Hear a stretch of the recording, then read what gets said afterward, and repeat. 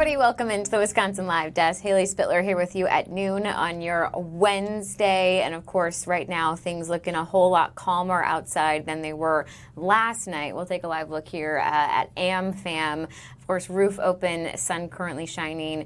Brew Crew Tuesday happened yesterday. Thankfully, the storm really didn't impact much of our pregame activities, nor did it impact the game itself since they closed the roof there. And my, oh my, was the score something to see.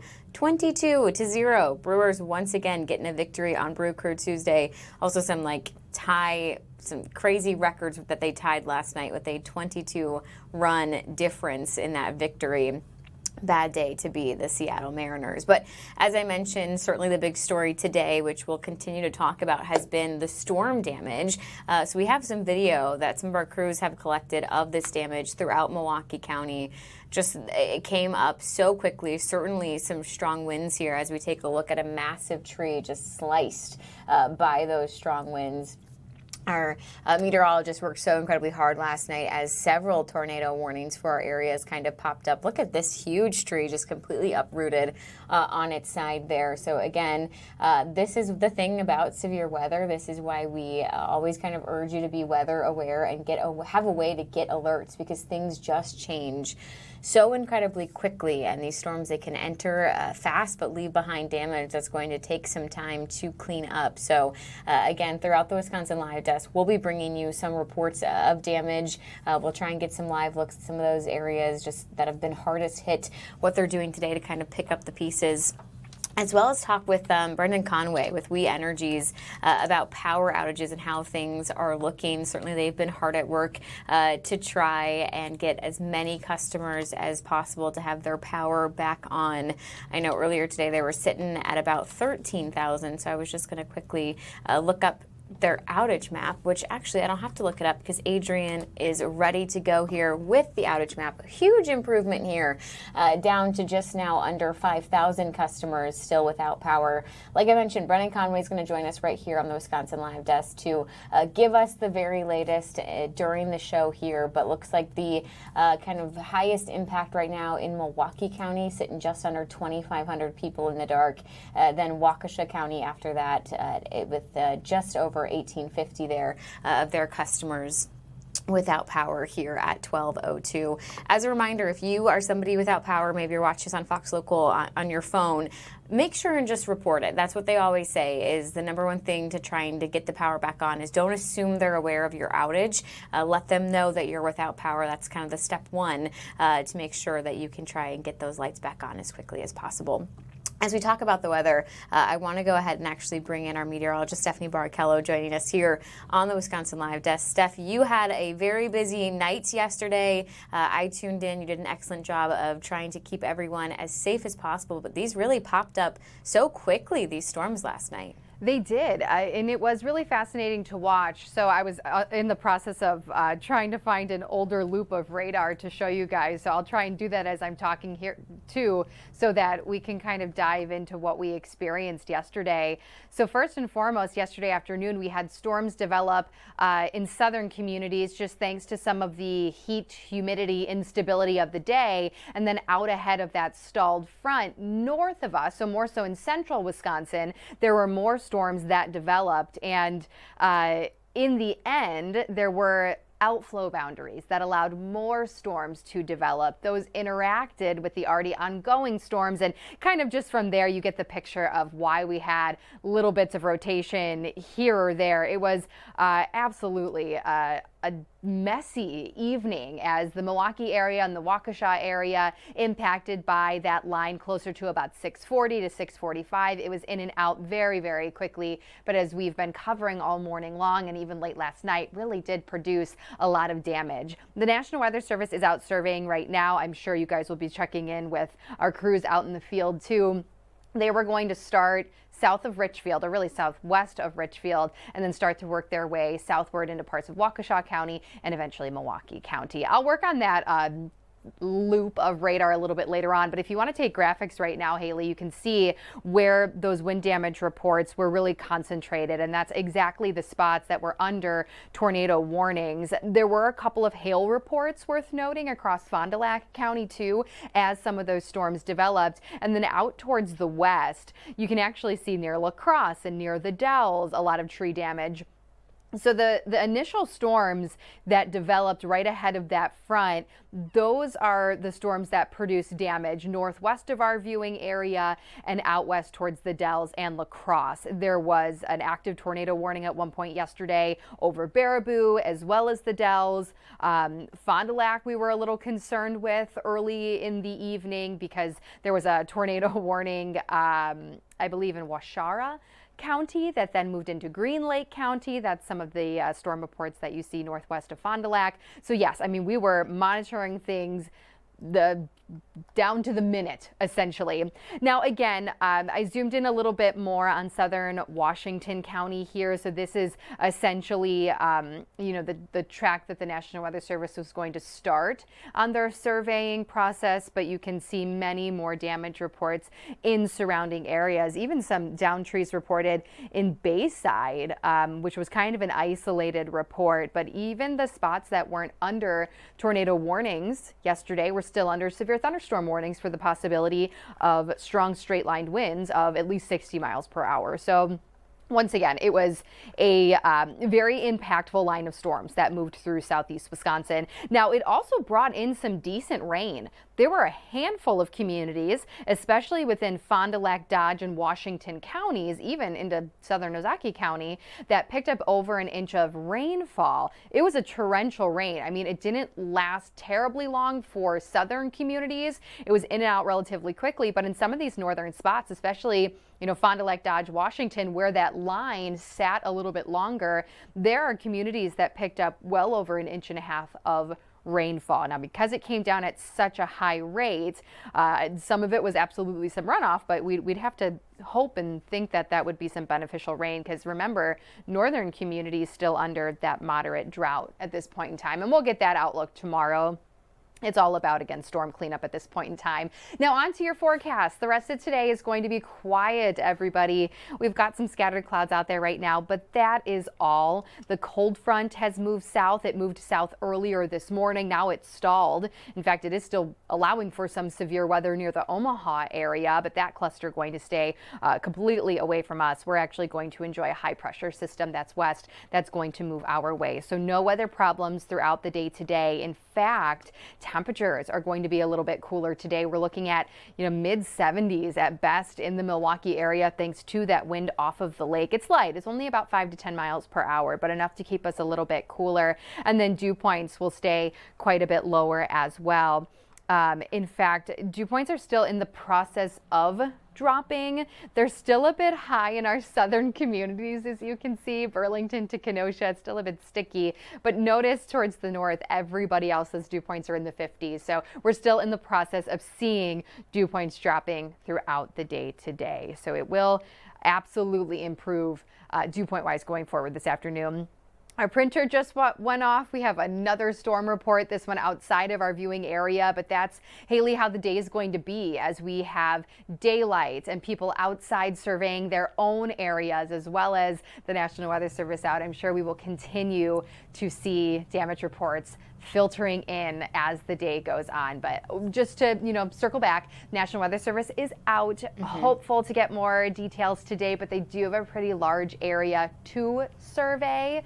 I had the opportunity to speak with Taylor Patterson, who works at the National Weather Service out in Sullivan earlier today. She is in office. She's not part of the damage crew, but she broke down where they're going to be going, what they're going to be looking for and at, and it'll just be interesting to see, hopefully later today, what their results are as they're out and about. Yeah, it's certainly, I always say these storms, they can come through so incredibly quickly, but they can leave behind damage that's going to take some time to clean up. Obviously, if we hear anything from the National Weather Service, we will let our viewers know as soon as we know. And then I was wondering if I could borrow your weather knowledge for a selfish reason for like a split second. Taking a live look here at Mitchell International Airport. Oh, a Delta flight is driving by. I'm flying out tomorrow. I don't love flying stuff, so I just wanted to know what the weather is going to look like. I fly like 10-ish in the morning. Okay, you should be just fine. Tomorrow is going to be a really quiet day. And those morning flights, that's the best time to fly, right? It always gets a little dicier towards the afternoon and evening, on especially summer afternoons, because you can have some of that instability bubbling up and a couple of showers and storms, but not tomorrow. You are going to be just fine. Music to my ears and to my flight anxiety. And you will be listening to the Jonas Brothers on this flight. She's absolutely right. Oh, did you hear the update? No. I got my tickets for Pfizer this morning. You did? Yeah. Nice. I might have bought them actually while co-hosting Real Milwaukee. You know what? That's okay. We keep it real. That's a dedicated fan right there. Yes, and I paid more than I wanted to because I'm a dedicated fan. So at some point, if they would like to, you know, reward me for my dedication, I'm ready. I do think it's time that they reward you. Thank you. Although I don't know if I should meet them. I think that if I were to ever meet them, my face would be like red as a tomato. And then you wouldn't be able to talk, you know? You wouldn't be able to formulate words. That's what I'm most nervous about. I love you. Like, that'd be bad. I promise I can put together a sentence. I do it for a living. Not at this point in time, though. Yes, exactly. Oh my gosh, Steph, you are the best. Thank you again for all you and Rob and Holly did last night, keeping us all safe during that storm, especially in an ever kind of evolving and changing situation. You guys were cool, calm, and collected, and you got us through those warnings. Oh, well, thank you. Again, that's Stephanie Barrichello there, giving us the forecast for today, for tomorrow, for my selfish reasons, as well as the latest when it comes to storm damage. We'll take another look at some of the video we collected earlier today throughout Milwaukee as we talk about, again, these just strong winds that popped up last night. Several tornado warnings in our area. As we mentioned, National Weather Service out today assessing the damage. Ultimately, they're kind of label what this storm officially was, and once we have that information, we'll pass it along to you. But again, I mean, look at these trees that were just sliced in this storm, and these are some pretty big trees, some of them completely uprooted, laying on their sides now. So again, we'll have hopefully some live reports today from our reporters who are out and about looking at the storm damage, talking to you guys, hearing maybe what you guys went through in that storm, and we'll also have the latest from We Energies when it comes to power outages. For now, we'll take a quick break here on the Wisconsin Live Desk. We'll be back with more news after this.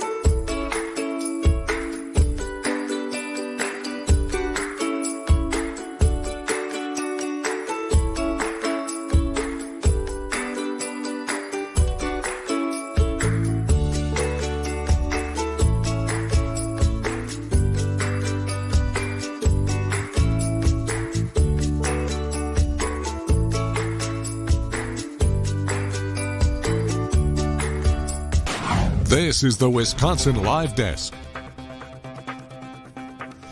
Hey everybody, welcome back to the Wisconsin Live Desk. Haley Spittler here with you at 12:14 on your Wednesday afternoon. Want to take another live look here at American Family Field because we cannot not talk about what happened here yesterday.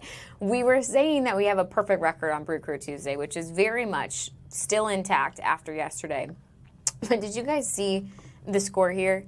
22-0. I genuinely went to bed when it was 11-0, which was already insane in itself. When I woke up this morning and I saw a report that 22-0 was the final score, I had to Google it because I thought it was like a fake web story that they were lying about the score. No, this was legit the final score. Hopefully you guys were tuned in here to Fox 6 as we carried the game for you. But yes, tying the most lopsided shutdown in Major League history, 22-0. I think that this is a dominant Brew Crew Tuesday victory. We have a next Brew Crew Tuesday where we're taking on the New York Mets.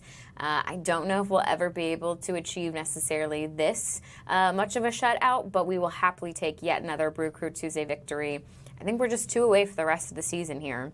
So we could go for a perfect victory, all W's when it comes to Brew Crew Tuesday all season long. As I mentioned, New York Mets up next in the schedule. And one of our favorite parts of Brew Crew Tuesday is actually the segment that Ted Perry does, which is called Six Pack of Questions.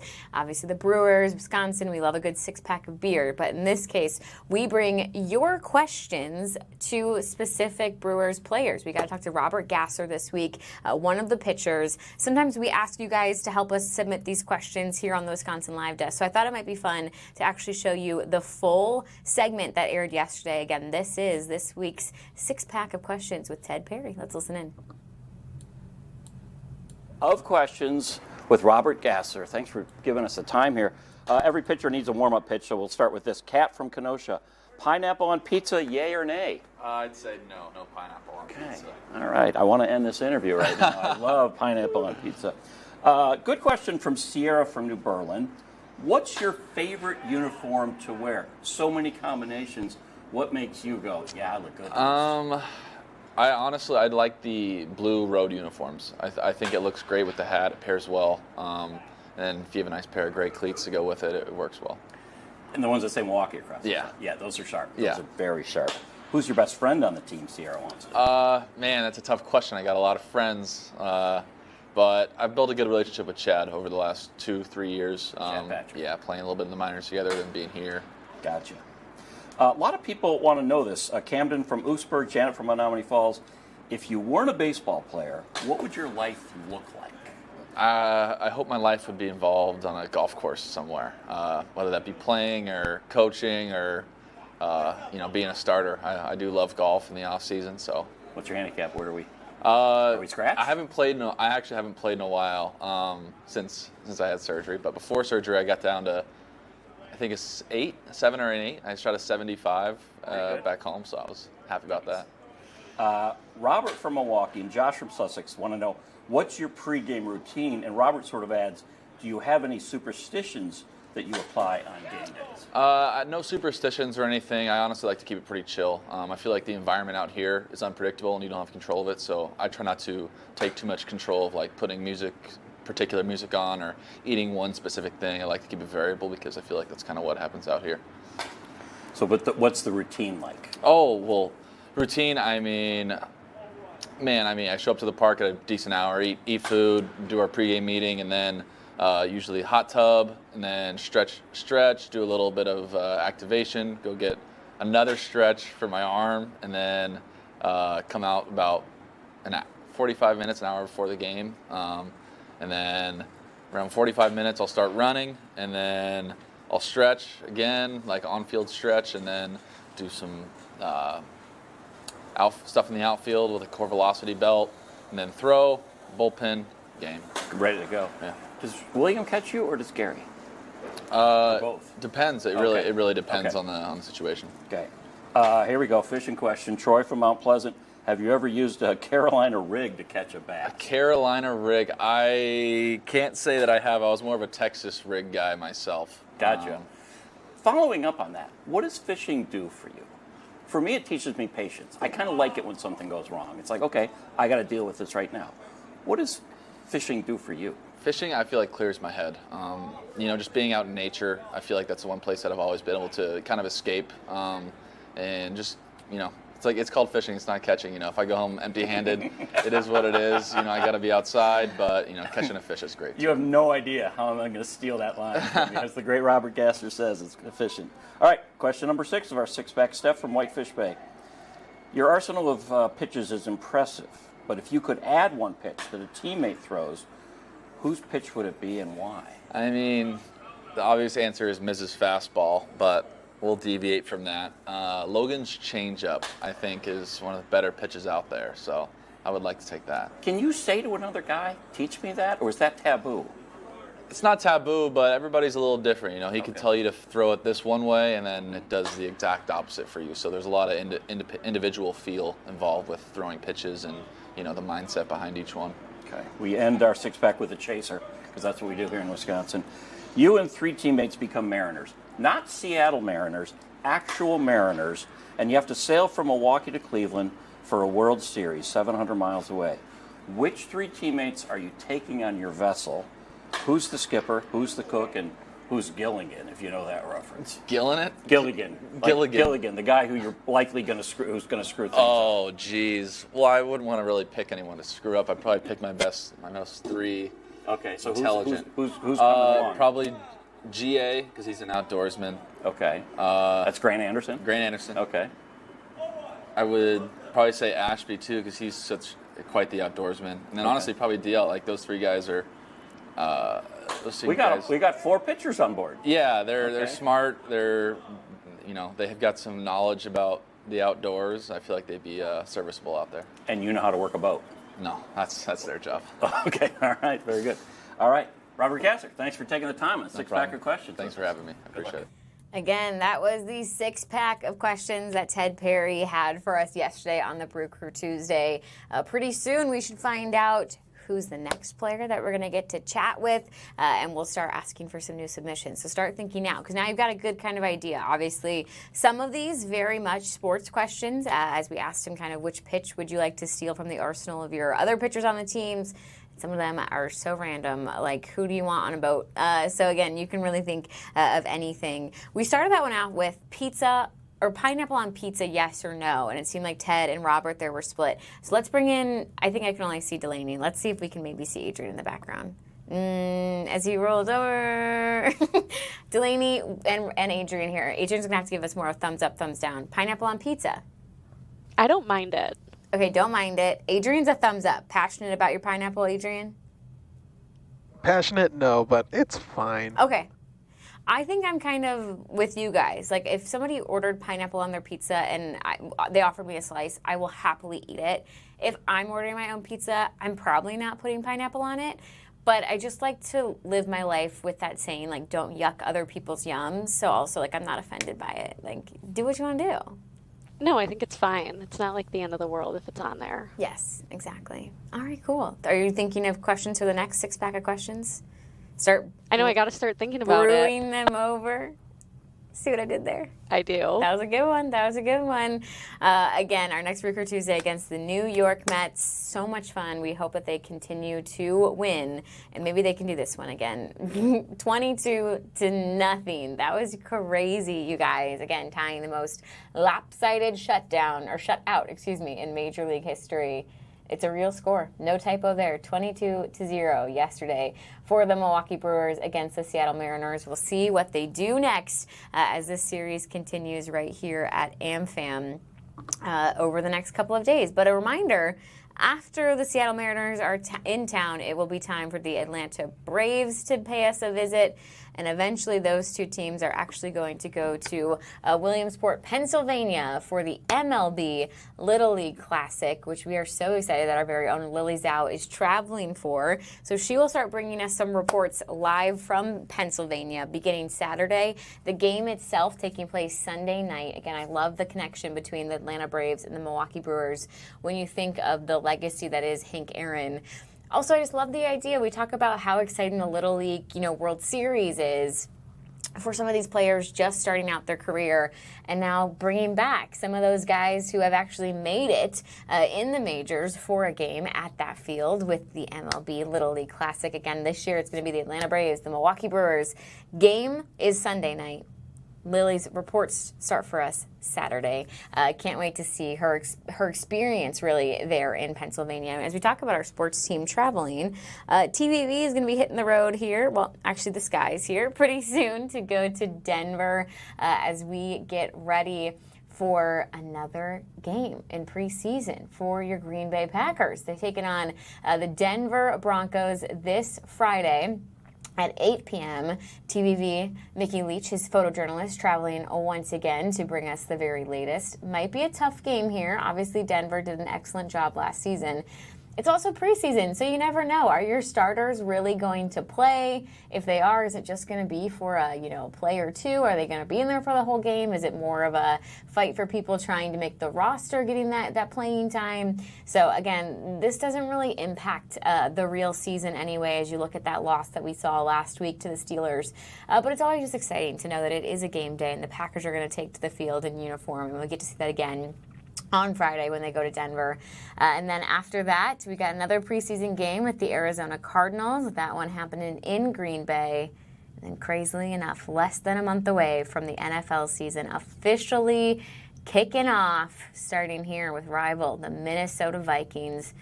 If you missed it, I do have the official first draft pick of my fantasy football league. I found out a couple of days ago. I was very excited behind the scenes at Wisconsin Live Desk. Delaney and Adrian could attest that I was pumped to get that news that I was going to get to draft first. I got to figure out who I'm going to go with. So any suggestions, reach out to me. I would love to know who you think I should draft. I'm all ears. I don't think I'm going to go for Christian McCaffrey. I think it'd be a waste of a first pick, but he's going to be gone in that first round, so we'll figure it out. Bijan Robinson. That's who you think I should go with, Sean Robinson? Bijan Robinson. Oh, I made a new player. Dijon Robinson. That's Adrian's pick. Bijan with a B. Oh, I have now said it wrong twice. Bijan. You guys, Bijan like Dijon. for Atlanta Falcons. That's their running back. Okay, I'm gonna weigh this option. Delaney obviously has a running back she thinks that I should draft. What's the suggestion there, Delaney? Jahmyr Gibbs. Oh my gosh, she just got a suggestion right there from Adrian. But I think that was all Delaney. Yeah, that was She just got like the numbers up. randomly what ChatGPT is suggesting as 1 and 2. That Delaney just knew that in the back of her head. I'm proud of you, Delaney. I will keep you guys updated though. I'm actually drafting Sunday, so when I'm back next week, I'll let you know who I went with. Still don't know what I'm going to do for quarterback. When TVV joined us, he had a couple of suggestions. One was Jordan Love. One was Joe Burrow. That's my favorite NFL quarterback. I drafted him last year. Obviously, it bit me a little bit since he was out for several weeks with an injury. He also said that, Caleb Williams could be a pick there. So depending on when I get my quarterback, who's left, maybe I'll go for one of those three guys. But either way, excited for the football season to be here in just a matter of weeks now, and preseason already underway. We're going to take a quick break here on the Wisconsin Live Desk. We'll be back with more news right after this.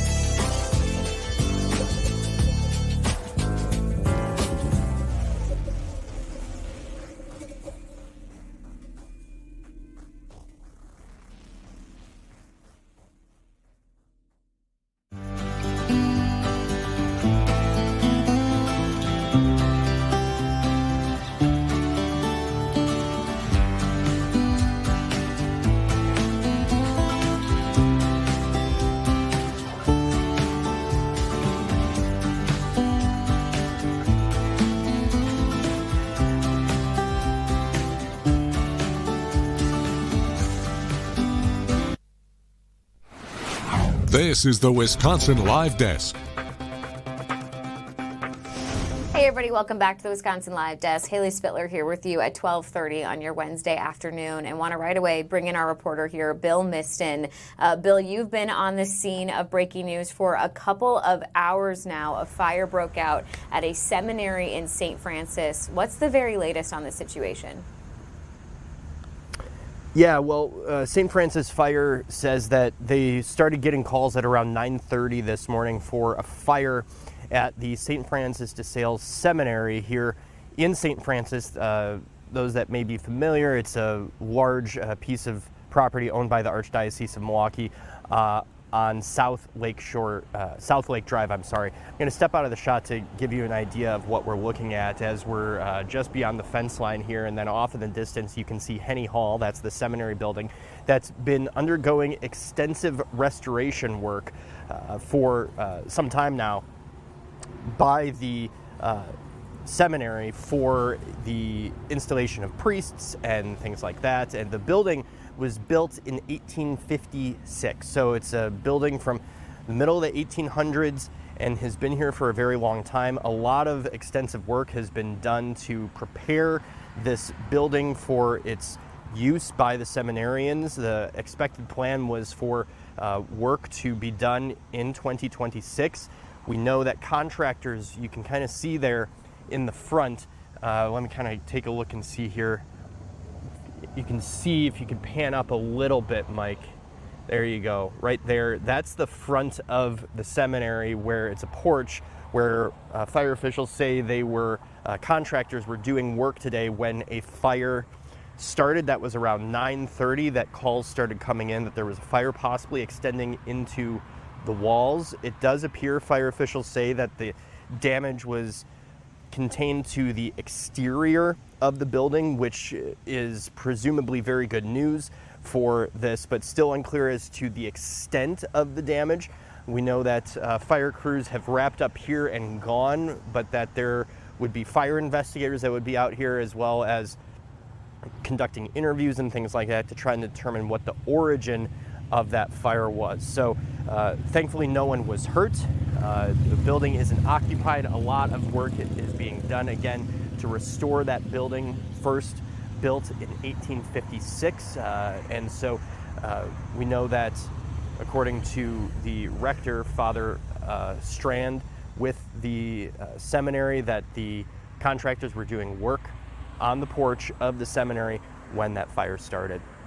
Bill, obviously I think a lot of people's biggest questions whenever there's a fire is the cause, which of course being investigated now, something we'll have to wait for an answer on, and if anybody is hurt. So good news to hear, no injuries being reported right now, but I imagine devastating news for anybody associated with this seminary, a historic building, as you talk about how old it is. Obviously they were doing what they could to upkeep with it, doing some of these renovations and making sure that they could keep the building in best condition as possible. Did we hear any sort of reaction from anybody with the seminary, or just kind of that statement as to what exactly happened this morning, Bill? Yeah, just that statement from Father Strand, the rector for St. Francis de Sales Seminary.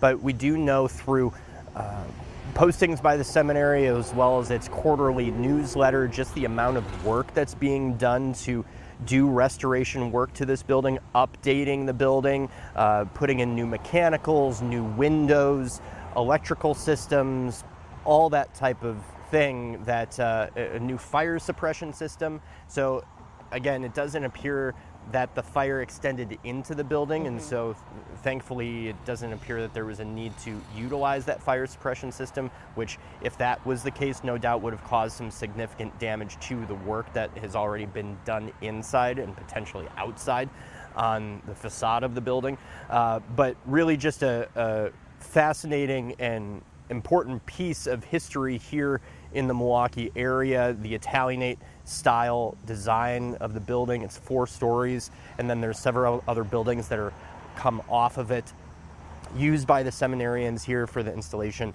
of new priests. And so thankfully, again, this fire only appears to have been isolated to the porch of the property, porch of the seminary, and that, again, that what caused it is under investigation. But it appears that possibly related to some of that restoration work that was being done because contractors were working on that porch when that fire started.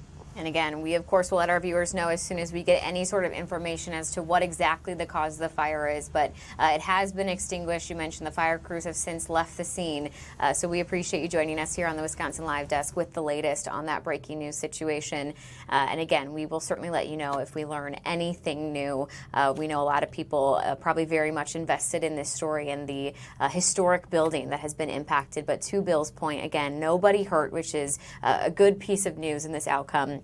And it does sound like the damage is pretty exclusive to the exterior of the building. So hopefully that means they're able to kind of restore this building back to what it was, and hopefully not too much permanent damage accomplished today in that fire. We're going to take a quick break here on the Wisconsin Live Desk. We'll get you back to more news right after this.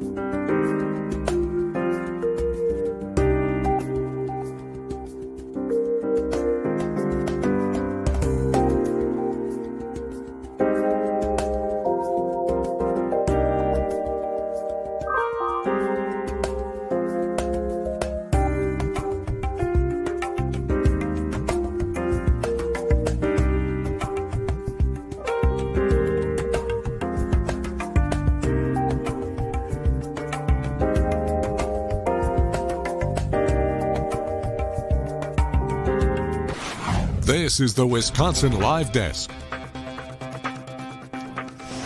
Hey everybody, welcome back to the Wisconsin Live Desk. Haley Spittler here with you at 12:38 on your Wednesday afternoon, and we will take a live look downtown Milwaukee here from our Modern camera.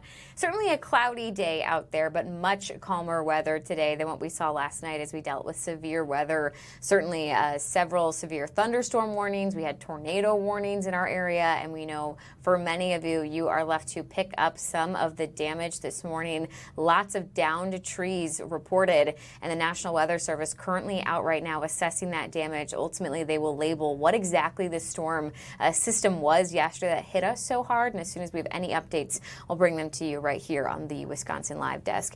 In the meantime, I want to get us out to some news happening today in Texas. So hearings underway in the high-profile Texas track meet stabbing case, as attorneys for convicted killer Carmelo Anthony are seeking a new judge and a brand new trial. And earlier today, they actually won their first major fight. Want to go ahead and bring in Fox's Sarah Allegre. She's live outside the courthouse in McKinney, Texas. And Sarah, certainly bring us up to speed here. I know a pretty big win as far as Carmelo Anthony and his team already today. Hey, Haley. Yeah, certainly. I mean, they've got one so far of the two requests. You know, they are asking for a new judge. They ultimately got it. And now as they move forward, they're trying to get a new trial here moving forward. Judge John Roach, as you mentioned, he's since been recused, and he was the one that presided over this case earlier this summer, actually back in June, when a jury first found Carmelo Anthony guilty of stabbing Austin Metcalf in the chest. He was then sentenced to 35 years behind bars. And then shortly after that sentencing, we got a ton of new video and evidence released by Judge John Roach, the one that was since recused, just kind of detailing and showing us, giving us a better idea as to what exactly happened that day at that high school track meet in Frisco, Texas, here in the Dallas County area. Just kind of giving viewers, giving the public a better idea, because the media involvement and the public's awareness of this case was so incredibly astronomical. It got nationwide attention, and that was definitely a factor playing inside the courtroom. And now we have his legal team fighting for a couple of things. They got their first big win today, but I think really tomorrow is going to be the main focus as they try to get that conviction overthrown, asking for a new trial, trying to get another shot for Carmelo Anthony. I imagine, Sarah, like any of these cases where there's the whole nation watching them, there's people who very much are in support of both sides here. When this ruling came out today that they were going to get a new judge like the defense wanted, was there any sort of reaction?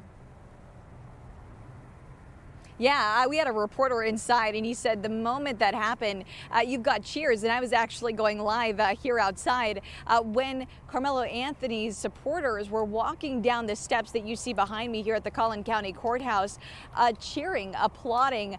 Definitely a big celebration. But on the other side of this, you have Austin Metcalf's family, his mom, stepdad, dad, grandparents were all there, and definitely a different reaction on their side, too. So you're dealing with these two different sides to this. And we certainly experienced that earlier this summer back in June when covering this trial. We had a slew of protesters, counter protests going on as race was definitely a concern for people outside of the courthouse too. Not necessarily inside, that wasn't really discussed, but outside certainly, especially given the fact that there were no black jurors on that panel during that trial earlier this summer in June. As you mentioned, this is kind of step one for the defense. The next thing that they really want to see granted would be that new trial for Carmelo Anthony.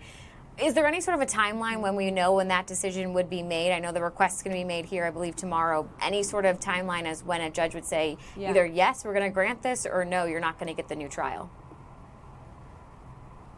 At this point, we know that it's going to happen tomorrow, or at least the request is going to happen. As you mentioned, this could potentially go into Friday. Of course, that's something we're going to just have to take hour by hour as we're inside tracking what is happening in this courtroom. So definitely something our team here, both on the ground and inside, will continue to update our viewers, because certainly so many eyes on this case. But I think moving forward, all we know, just given the news about the recusal earlier today, we're going to have a new judge sitting in on that request, and then potentially, well, then of course, as we move forward, if it moves forward with the appeal process as well.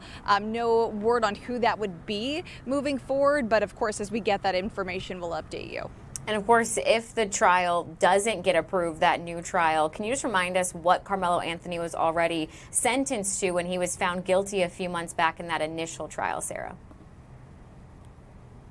Yeah, he was sentenced to 35 years behind bars, but also if the defense is ultimately unsuccessful tomorrow, they do have another chance to file an appeal with the Texas Criminal Court of Appeals. Again, certainly a long process here. We appreciate you joining us outside the courthouse today with the update. A pretty big one already seen today. And of course, you're going to stick with the story. We'll continue to keep our viewers informed as what happens next with this next request for the new trial. But to your point, even if they're unsuccessful here this week, they can still go with the appeals. So certainly something we're going to follow here. Sarah joining us live again in McKinney, Texas. Appreciate her joining us here on the Wisconsin Live Desk. We know that is a very big story that several of you are invested in. It was something we covered here on the live desk when that verdict did come in just a couple months ago that he had been found guilty. So again, we will stick with you guys here with any updates that we get when it comes to Carmelo Anthony and now the push for a new trial. But I know before today started, when we knew there was going to be that request for a new judge, I was reading online what some different kind of legal experts were saying. Some thought the defense has a good case here. Maybe they're going to get a new judge. Others thought there's no way this would go through. So again, the fact that they've already kind of seemingly won this first push is certainly a victory for the defense that not everybody thought was going to happen. So we'll keep you up to date on that request for a retrial. In the meantime, we'll take a quick break here on the Wisconsin Live Desk. We'll get you back out to more news right after this.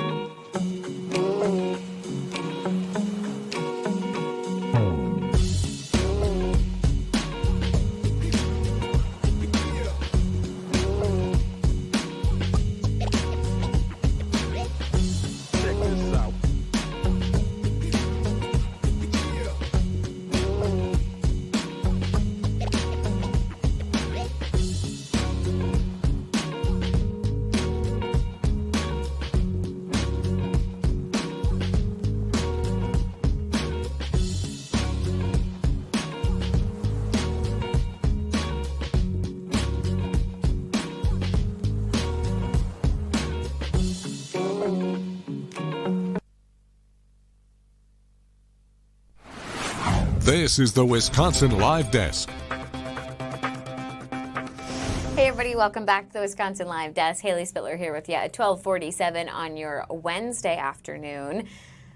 Got to get to some news out of Illinois, which if you are somebody who maybe travels frequently to Illinois or to Chicago is not the most encouraging of news as we take a live look here at Chicago, at the Chicago River there. Stunning live shot as the L even goes right by, but again, not the best news. As somebody who has family in Chicago, I am constantly using their highways, and the Illinois Tollway Board of Directors just voted unanimously to approve increases for passenger and commercial vehicles starting next year.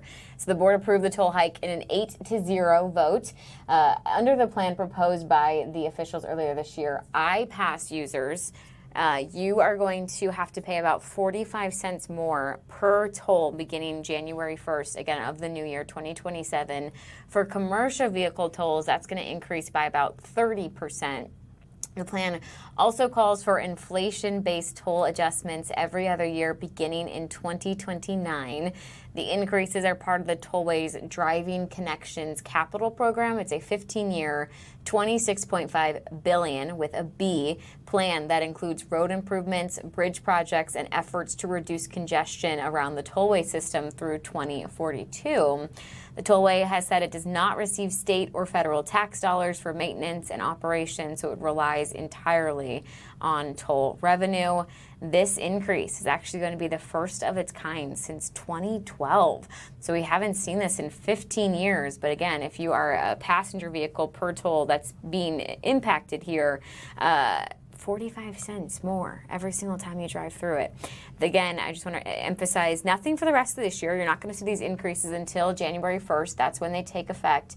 But again, then some more adjustments are expected to begin in 2029. Those are going to occur every other year. Those are those inflation-based adjustments. So unfortunately, we went about 15 years without having to see any of these tolls increase. Now, we got this pretty big increase starting in 2027, and then again every year after that, every other year, you're just going to see an inflation-based increase. Unfortunate news, especially as 94 is going to be a part of this. Again, as somebody who drives to Chicago pretty frequently, my wallet is hurting. Adrian has family in Illinois. I'm sure his wallet hurts a little bit. So just wanted to pass along, not necessarily the good news, that we are going to be seeing this increase. But at least Chicago looks beautiful today. And, you know, there's a really good baseball team on the north side that is currently winning their series against the south side baseball team in How are they doing in the NL Illinois. Central race? In case you didn't know, Adrian's a fan of the Chicago White Sox. How are they doing in the NL Central race? Well, they're in second place, but their record is pretty good. It's better than the White Sox record, Adrian. And a record that's how many games behind the Brew Crew? Because the Brew Crew is outstanding, but that does not mean that they are a worse team than the White Sox, which has been seen as your team has blown the game in the ninth inning the last 2 nights, Adrian. Well, we'll see tonight. There's We'll one more see tonight. game. We'll see tonight. The series win, not up for grabs, because the Chicago Cubs already claimed that. But Adrian's really hoping. The Sox have their own series win too, so that's Yeah, okay. but the Sox did not sweep it, so I guess But we could sweep the Sox you. are leading their division, and the Because Cubs you're in a aren't. worse division. Okay, well, we'll stop talking about Chicago teams, and instead we'll talk about your Brew Crew here. This is why the Chicago Cubs are in second place in the division, because the Brewers seem unstoppable. Again, winning last night 22-0.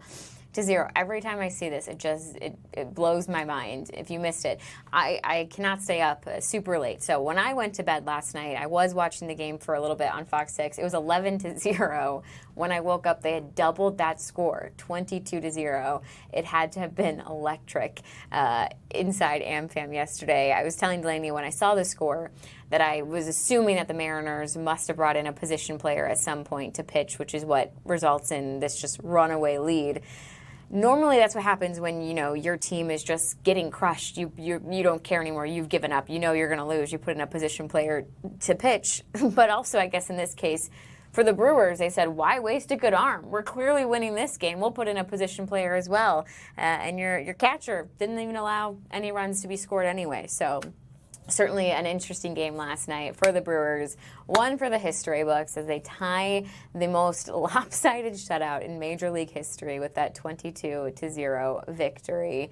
The game actually happening at a pretty intense time for our area, as that's kind of when the severe weather rolled in. So if you tuned in to Fox 6, we definitely wanted to bring you the Brewers game, but it's also important, especially when there's any active tornado warning in our area, to make sure we're keeping you safe. So you might have noticed that we used the 2 boxes. So we had the Brewers game when it was happening in the big box, Stephanie Barakello and our weather experts in a smaller box, just keeping you in the know.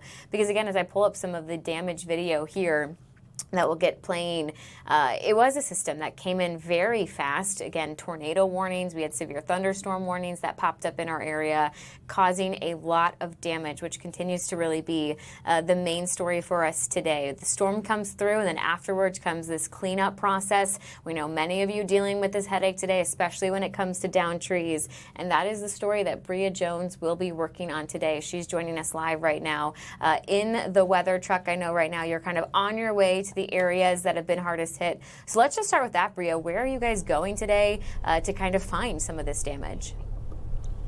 Yeah, Haley, right now we are heading towards the Sussex, Waukesha County area, and we know from our Waukesha County reporter Brett Lemoyne that is one of the hardest hit areas. We're heading to Hillside in Sussex, and then we're going to check out Lamira in Waukesha. I know earlier Stephanie Quirk, she was hitting a lot of the hot spots throughout Wake Up. We also know she was in northwest Milwaukee County, checking out the city of Milwaukee and a lot of the damage there. We've seen, obviously, from the damage, we've seen some of the video reports, and what viewers have sent us, we've seen a lot of downed trees. And so we know, obviously, you were just talking about that system moving through. The game did not stop, but we know that obviously the roof was closed, and our Fox 6 weather experts, our meteorologists, they were keeping us all safe and informed. I know personally my Fox 6 Storm Center app was going crazy throughout that time. And so right now we are really just following up on one of our big stories today, which is the calm after the storm. storm. And what we are seeing now is that people are starting to clean up. And so photojournalist Jake and I were heading to Sussex right now, an area that I'm a little bit familiar with because there was a tornado there not too long ago, maybe just within the last 2 or 3 months. And so we're heading to Sussex to see, the damage that they have seen and how they are now cleaning up. And then we're going to head over a little bit further into Waukesha to see the extent of the damage there, and then potentially make our way over to Milwaukee County to see what our viewers have been dealing with there as well. Because again, so many people have submitted pictures and videos of the damage that they are personally seeing. We've seen cars on top of trees, falling near we've seen trees on top of cars rather. We've seen some of them landing on property, some of them narrowly missing property. From what I've seen, I haven't heard of any injury reports, which is a great thing, but I did take a look at the We Energies map as just to see what people are kind of dealing with. There are over 200 outages. There are about 5,000 customers, over 5,000 customers that are without power at this time. And again, a major improvement from last night, but still a lot of people, 5,000 customers, and that's not even really telling how many people are impacted. That's just the number of customers. So the number of businesses and homes that are currently without power. No telling exactly how many people in total this is impacting, but that is still pretty much a significant number, but obviously way less than what we saw as the storm was moving through yesterday. And so, of course, we're going to bring you updates throughout the Wisconsin Live Desk, but obviously a much different scene from yesterday. The sky is clear, which is usually what we see after a storm. We are driving through, I'm trying to see what road, we're passing the Hickory View Road here in Lisbon.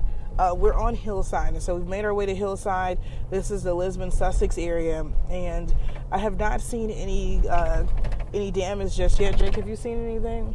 We haven't seen any damage just yet, but we're going to go a little further up the road, and if we find anything, of course, we're going to check back in and bring you guys a live update. I'm looking now, I can see there are some utility crews that are moving through, so let's see if I can make that happen for you guys. Jake is helping me out here. So we're seeing some of the utility trucks here. Again, I was just talking about the power outages. I don't know if this is maybe a city vehicle or someone with the local utility that's maybe helping to restore power, but this is what you typically see after the storm. Now people are starting to clean up as they're trying to. I'm seeing a lot of limp tree limbs. That kind of moved a little fast. I couldn't make out. That's an electric company.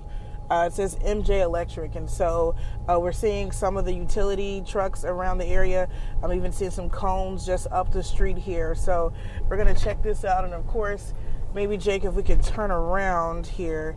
I saw a lot of activity on this other street here, so we can tell we're arriving to the area. Again, this is the street signs that we are officially in Lisbon on Hillside, which is where Brett told us was one of the hardest hit areas. And so now we're starting to see a lot of those orange cones. We're starting to see a lot of those utility trucks. I'm looking up there. I see a lot of brush and debris on the side of the street in front of this home here, where we can see at least one of the response vehicles that's now coming out to, help people kind of restore and bring things together after the storm here. Sorry, I was pausing. I'm trying to concentrate on zooming this thing in. I know you're doing two things at once for us. I don't know. You can see the debris here, the tree limbs in front of this yard here. Some of them have fallen on power lines.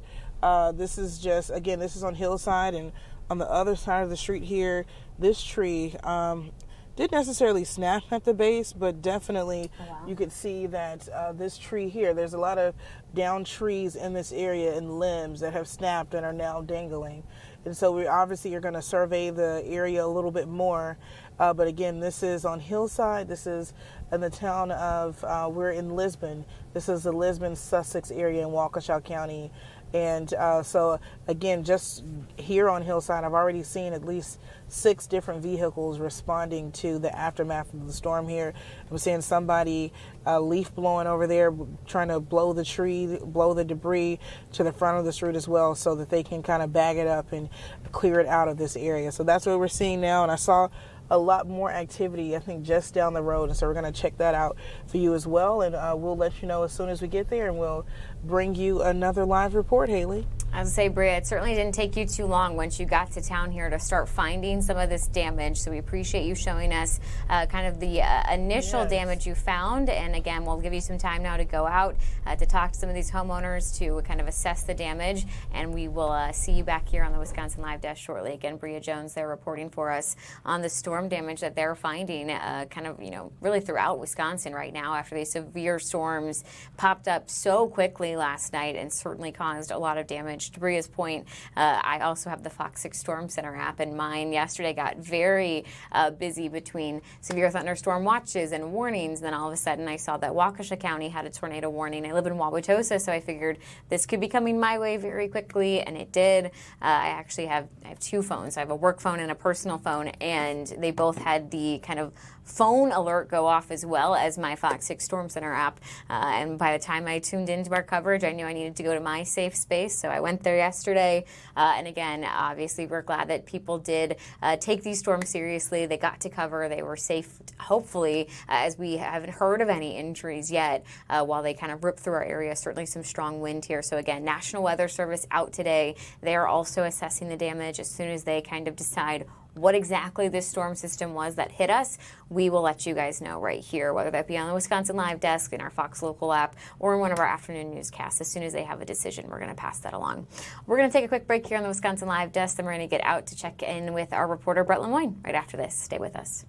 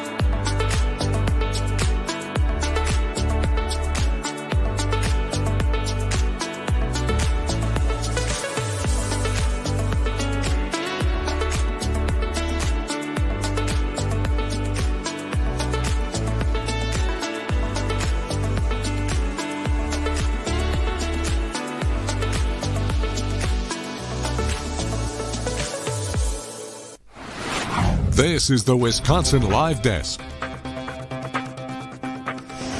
Hey everybody, welcome back to the Wisconsin Live Desk. Haley Spittler here with you at 1:03 on your Wednesday afternoon. Taking a live look here downtown Milwaukee from our Estabrook camera. Again, certainly a cloudy day out there, but a lot calmer than what we saw last night. Sitting at 72 degrees right now. We'll get you another check of your forecast coming up in about 45 minutes with our weather expert, Stephanie Barrichello. In the meantime, I actually want to get us out to Waukesha. That is where Brett Lemoyne is joining us. Brett, it's opening day for this traveling memorial called Remembering Our Fallen. I know it uses a lot of photographs here, so tell me a little bit more about this exhibit.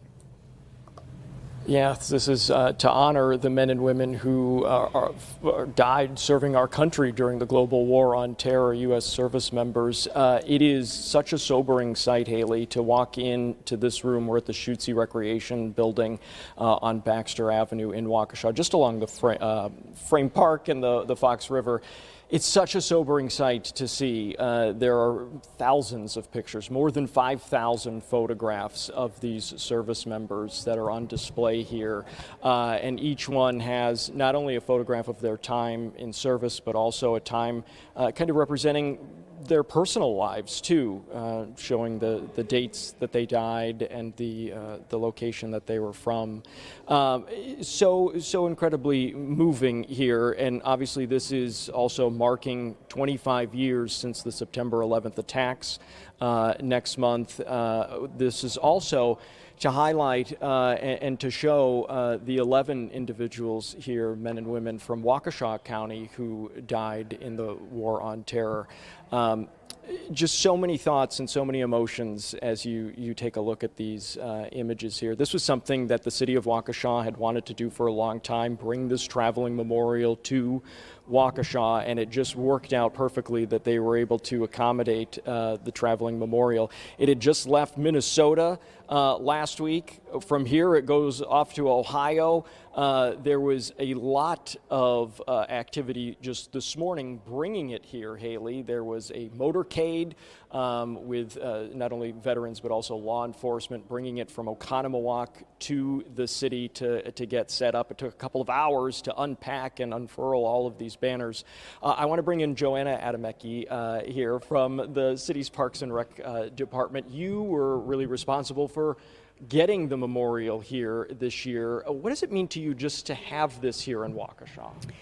As you said, it's sobering to see all these photos here and connect their lives to this memorial. And the men and women from Waukesha County, especially as a community, we're very much wanting to embrace the families and show our support, and it's an amazing experience for everyone who helped this morning, everyone who will be helping.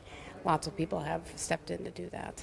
Joanna, walk us through what can people expect when they come in? You've got volunteers that are going to be staffed here pretty much all day, right? Yes. That are going to be helping individuals kind of locate if they have a loved one or a friend that they want to see their photograph, because it is so large and there are thousands, as we said, pictures. Yes. What is it that people can expect when they come? So people will be greeted, and we do have programs here. They'll be able to see the biographies specifically of the men and women from Waukesha County, get a little more in-depth stories, you understand their lives. And yes, they'll be helped if they know someone that is on the memorial. We have volunteers here to help people find them on the memorial. Yeah, and the hours again are? Today we're open until 8 o'clock, and then 10 until 8, Thursday, Friday, Saturday, and Sunday 10 until 6. And we have the opening ceremony, of course, today at 6, and then a closing ceremony on Sunday at 4:30. Tell us about the opening ceremony. That is tonight at 6 o'clock, right outside the Schutze building here where the memorial is located. You have a guest speaker who is very well known in Waukesha North graduate. Yes, that is William. Right now his flight is delayed, so we are hoping that things work out, but we have an opening ceremony today. The honor guard will be here. There will be a gun salute. There's a bugler here today and a variety of speakers. So yes, it will be a great ceremony. Absolutely, absolutely. I mean, when you walk through this, it is, like you said, it is such a reminder. Also a reflection, though, on 25 years, which is such a long time. And these men and women here are just from the 20-year period from the global war on terror. But when we think back to 9/11 in Waukesha, what goes through your mind? You were here. Yes, I think most people remember where they were and when that happened. And I personally remember I had small children, and do you pull them out of school? Do we go home? Like, what do we do? And it seems like it was so long ago, but not, and you just see everyone's commitment and the people that have passed as a result of that, and it is hard to fathom. We got lucky in some ways because this is one of the final stops for the memorial. So if anyone is watching and they want to see this in person, now is really your chance, because the company that puts on these displays is going to stop at the end of the year. Yes, this is their final tour, and this is the only stop in the state of Wisconsin. So if you'd like to see it, this weekend would be your time to do that. I spoke with one of the organizers, and he said that they are kind of contemplating 2 possible locations for permanent exhibits, which would be wonderful. But it's really heartwarming that this was able to get to Waukesha in time, and especially on this momentous year too. Absolutely, the city is honored to be able to do this, and as I mentioned, welcome the families in and really put it all on display so that everyone can take it in and just see the gravity of it. Okay, Joanna, thank you so much for joining us. Haley, again, it is such a beautiful display here, and it means so much to so many people. And again, just kind of reflecting upon this 25 years now since the 9/11 attacks is mind-blowing in and of itself. But to see especially these 11 photographs here representing the individuals from just Waukesha County is just heartbreaking. Brett, I know it's been open now for about an hour to members of the public who can stop by. Just the beginning of several days, people can come. Have you seen some people already making the time to come and to visit this memorial while it's here? Yeah, absolutely. Yeah. So as you said, it just has only been open to the public now for an hour. We've been out here all morning long watching the setup take place, but we obviously want to be respectful of the people who are here and their mourning and reflection periods as well. But yeah, I would say there was a good dozen people already in just this first hour who've come through. There's plenty of time. Again, open until 8 o'clock every night through Saturday, and then 10 to 6 on Sunday. There is the opening ceremony tonight at 6 o'clock, which, Haley, I'm honored that I will be emceeing that for the city this evening, which is a tremendous honor for me personally. I'm so grateful for the opportunity to be able to speak this evening. But then there is also a closing ceremony, which will take place on Sunday afternoon. That's at 4:30, and it's at the same location. Brett, I wanted to ask you a little bit more about that as you talk about the opening ceremony and getting to MC it. It is such an honor when we're asked to do that. What does it mean for you to be able to kind of, give back and to be able to help out such a meaning memorial in that way? Well, it's very reflective, Haley, because 25 years ago, in the spring of 2001, I had just graduated from Waukesha West High School. And I remember that was only my second or third week on campus at UW-Stevens Point when September 11th hit. And of course, you remember exactly where you were when that happened.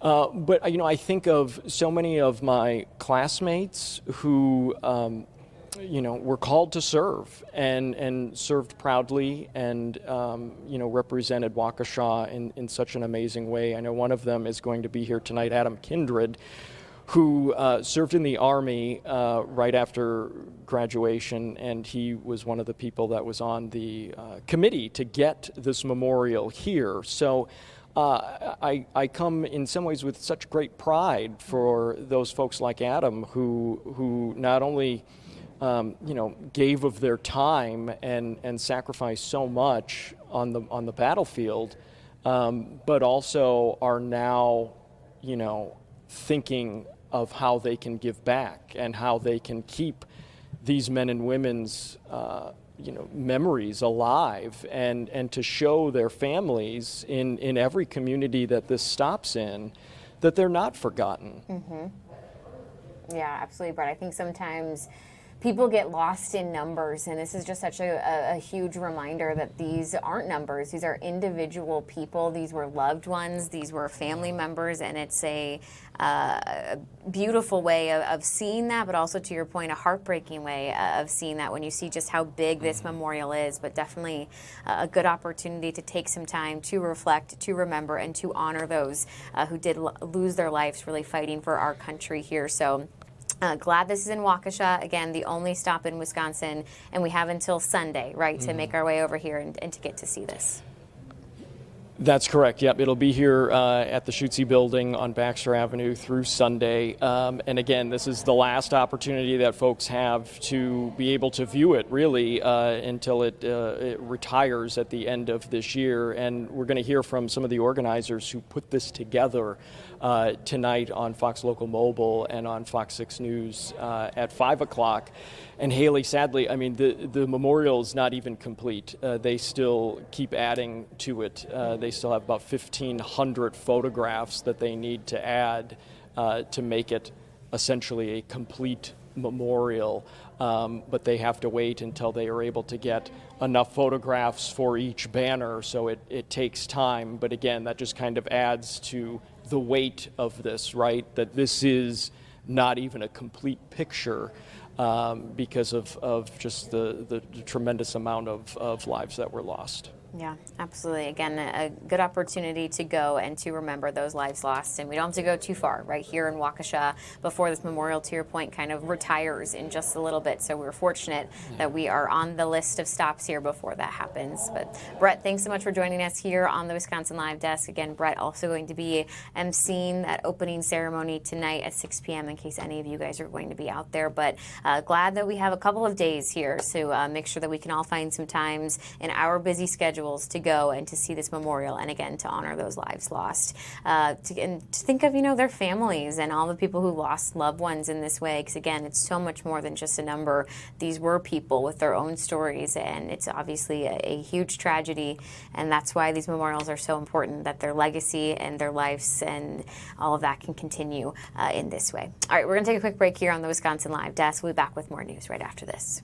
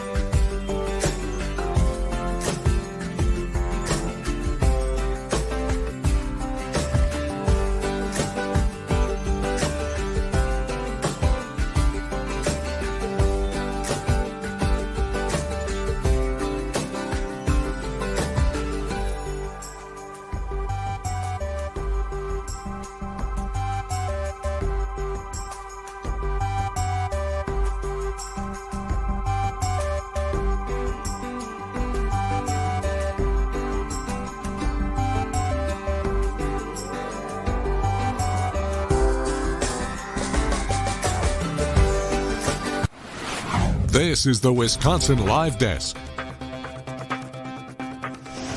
Hey everybody, everybody. Welcome back to the Wisconsin Live Desk. Haley Spittler here with you at 1:18 on your Wednesday afternoon. Maddie Stelt going to take over here in about 12 minutes. So in the meantime, I actually want to get us out to D.C. That's where some representatives have been meeting with Carolina Molina. She's a woman that accused kind of ICE just a couple of days ago of pointing a gun at her. So she's talking a little bit more now about that incident, as well as the representative saying what's the next steps, kind of their thoughts on it and where they're going to go from here. So we'll go ahead and turn the sound up here and listen together. Again, happening live right now in D.C. El miedo que me pueden confrontar. Again, this is Carolina Molina speaking. Another question. Yes, sir. She's speaking in Spanish, but I am curious if there's a translator who's kind of providing any answers. But it looks like they're switching to a question and answer format right now. Murder near Great Falls on a jogging trail. DHS is urging Virginia to cooperate and turn that individual over to ICE, which Virginia has been doing under Governor Stanberger. Just if you could comment on that murder and then your thoughts on whether that individual should be turned over to ICE. I don't know the specifics of the case, but my understanding of the law is anyone that's committed a serious felony is turned over to ICE, unless there are appropriate judicial things that need to be happening in Virginia first, for example, to be held accountable for the murder. Let me defer to the attorney. Look, we should hold criminals accountable. If someone commits a crime, we should hold them accountable. But what we should not do is what's going on with ICE right now, which is going after law-abiding American citizens just because they have something to say about those ICE officers who keep patrolling our communities and keep intimidating people in our communities. Those ICE officers were hanging out outside of immigration officers while immigrant families were trying to get help they needed from immigration lawyers. They were hanging outside trying to pick them off.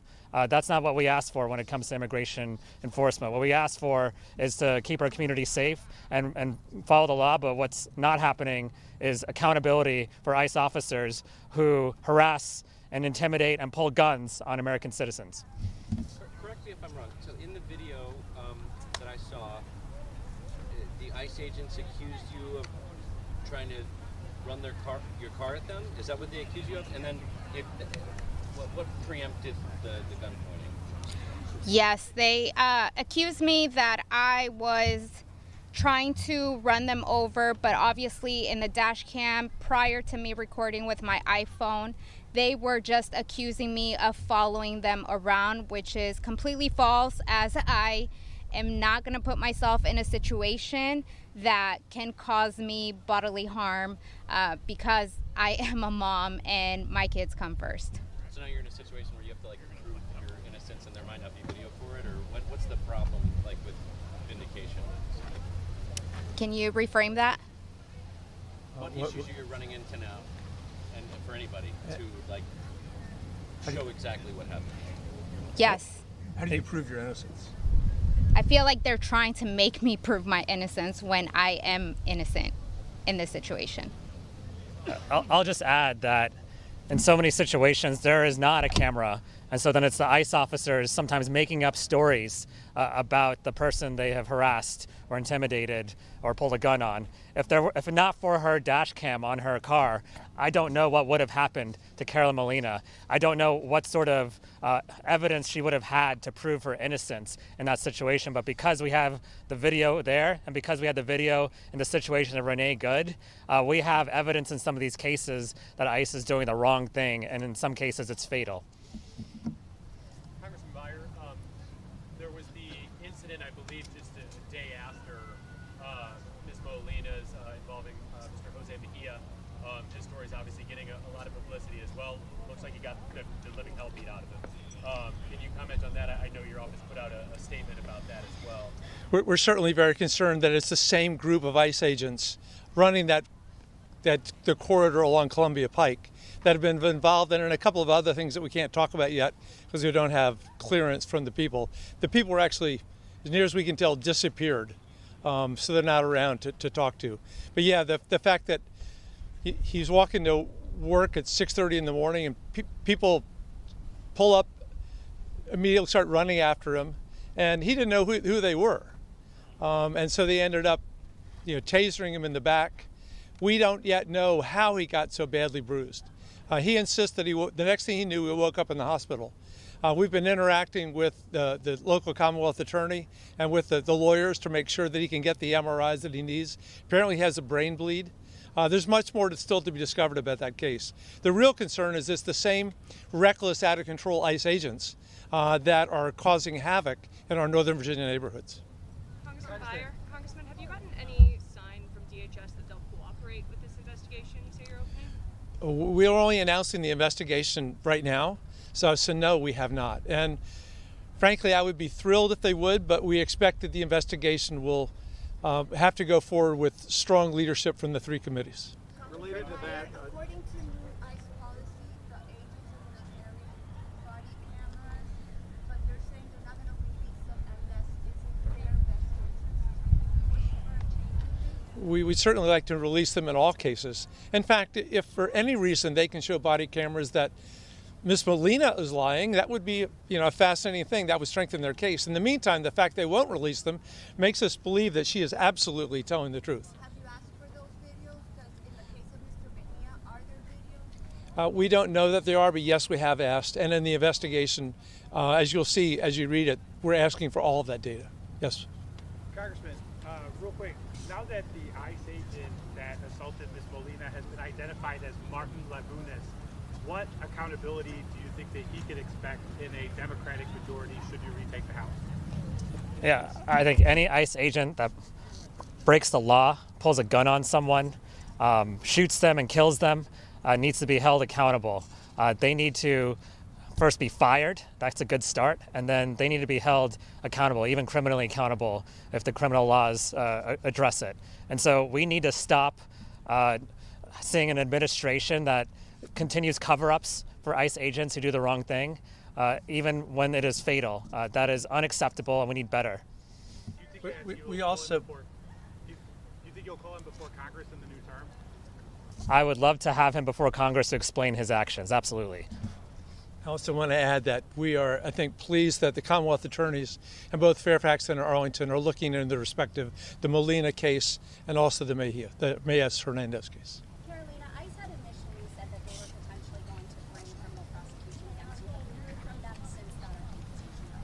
No. They need to release the footage that they have. That's it.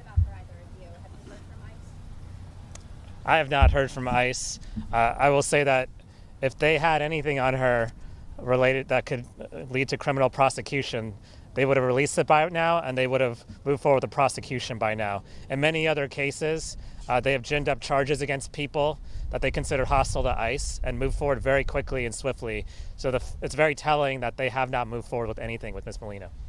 Even though the investigation is just starting, do you anticipate or would you be willing to subpoena either officials from DHS or from ICE in connection with this probe?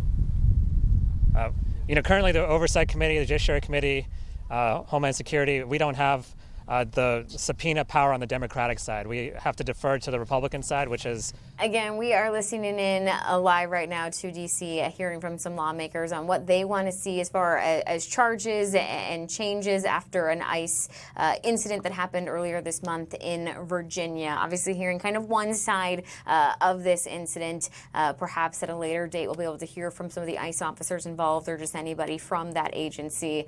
Going to go ahead and leave up this feed out of D.C. Maddie Stelk is standing by. She's ready to take over. She's going to get you all the way to 2:30. I know we've got lots of guests lined up for this next hour, so definitely going to want to stay tuned right here to the Wisconsin Live Desk. In the meantime, though, we'll go out back here to D.C. and continuing listening live to this question and answer session with members of the media. Specifically for the investigation in Northern Virginia. How many incidents have your officers been notified of in recent weeks? At least 4 concrete that we know of in the last 2 weeks, all along that Columbia Pike corridor. But there's lots more that's happening on the internet that's not been reported to us directly. And I don't know about Same, yours. yeah. Okay. All right. Thank you. Thank you. We're most willing to do one-on-ones if you want with Carolina too. Thank you. Thank you. Good one. Carolina, thank you very much. Thank you so much. Yeah, yes, thank you. Yeah. Ms. Molina. Go ahead.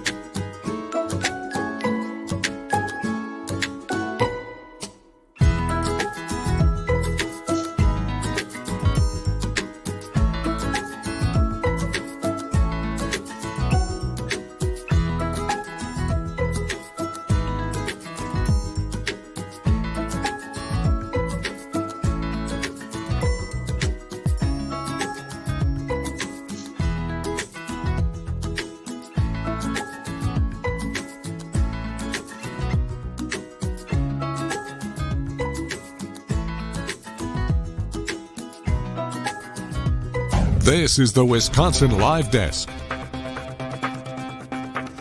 It is 1:30 on your Wednesday afternoon. Thanks for being with us here on Fox Local. Pretty exciting news for people in the film industry. 6 Wisconsin films have just been awarded more than $1 million through the state's new film tax credit program. It was just announced this morning by the recently created Office Film Wisconsin. I'm joined now by Ann Sayers, the Wisconsin Department of Tourism Secretary. Ann, thanks so much for being with us here on the Live Desk. Thanks for having me. Yeah, of course. Talk a little bit about, because I know Film Wisconsin, as I was saying, it's a recently created sector of your department. Talk a little bit about how it came to be. Yes, well, we were one of just a handful of states that did not have a film office prior to its creation, but it was ultimately passed by the legislature, signed by the governor in our most recent biennial budget.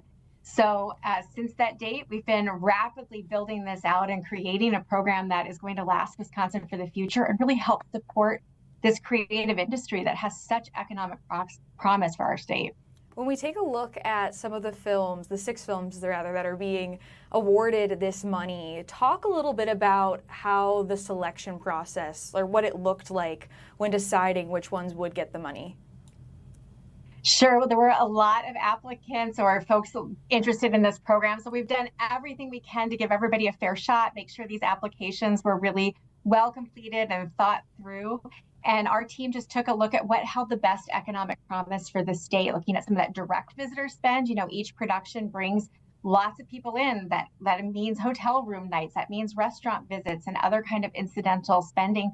But it also means, how are we portraying the state into the future? How kind of perception are we setting for the state of Wisconsin? And can we generate some of that set jetting that is becoming so popular with tourists, where they're actually traveling to the places and destinations they see featured in film? Yeah, and you touched on it a little bit too, because I think the big question a lot of people may ask is, I'm a Wisconsin taxpayer, how would this benefit me? You had spoken a little bit about the economic impact and the hopes of that. Can you dive a little bit deeper into that? Yeah, I mean, just to give you a sense of it, we're just a little bit over $1 million in tax credits that we're offering with this inaugural round of projects, which we're very excited about, by the way. The projects are so cool. They're going to tell a great story of Wisconsin. But in terms of actual spend, we can count on at least more than $3 million in actual spend that's going to happen in Wisconsin communities. Another thing that's really exciting about this initial slate of applicants or approved applicants is that they are happening all around the state. So this is economic activity that's happening in local communities, driving dollars into communities. I mean, that's what tourism is all about. It's about other people spending their money in our communities. So it supports our businesses, helps us create jobs. And then we have this extra bonus of featuring in a way Wisconsin in a way that's appealing to potential other tourists and creating that cycle of interest. Yeah, the ripple effect for sure, and it's so cool. I've seen a lot of some of the movies on this list, and just being able to have that representation of Wisconsin is really cool. I feel like here in Wisconsin, we support our sports teams, but then also our films as well. I mean, when Uke came out, I just think about that at the top of my head, where so many people wanted to go see it, and there was that interest. I know it's driven towards homegrown films here, but is there any possible hope in the future for Film Wisconsin to maybe branch out to scripts that don't really tell the story of Wisconsin, but other parts of the state, or the U.S. rather?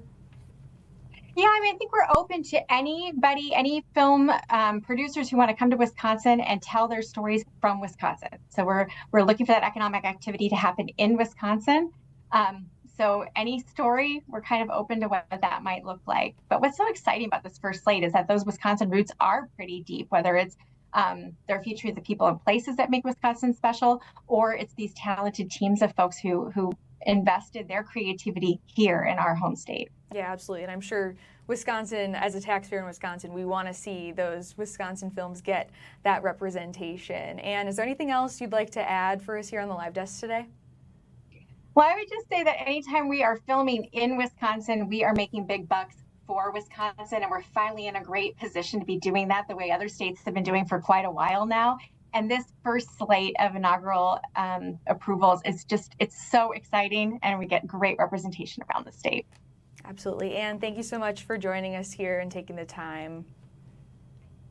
All right, we're going to take a quick break here on the Wisconsin Live Desk. But very exciting there, diving into a little bit more about the how you can qualify and how filmmakers can. We'll actually do that right after the break as I'm just getting logged in here. But very exciting again. Let's put up those 6 films once again that are involved here. So we've got Row, kind of breaking down what each one is here. So the Row is an independent feature exploring Indian American families' journey in northern Wisconsin. The Warehouse is a documentary on the completion of Frank Lloyd Wright's final unfinished building in his hometown of Richland Center.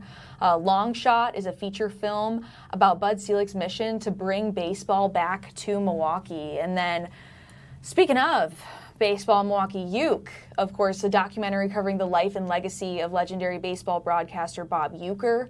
Run for Glory, another one, a feature chronicling the life of NFL player Don Beebe. And Ms. Undead Quince, a zombie-themed short film set during a quinceañera. So a big mix of films here that are kind of taking off here, the first 6 to get the awards. A mix of baseball, there's some independent features, documentaries, so many different varieties here, and pretty exciting for Wisconsin to finally get on that map. Again, as Ann was saying, until it was created via state law last year, Wisconsin was just one of 4 states without a dedicated office, this type of one, to encourage filmmaking. And of course, the end goal is to draw tourism to the state. So pretty exciting stuff there. But we are going to take that quick break here on the Live Desk. I'll be with you for the next hour, and then Ted Perry will be taking over. We'll be right back in 2 minutes.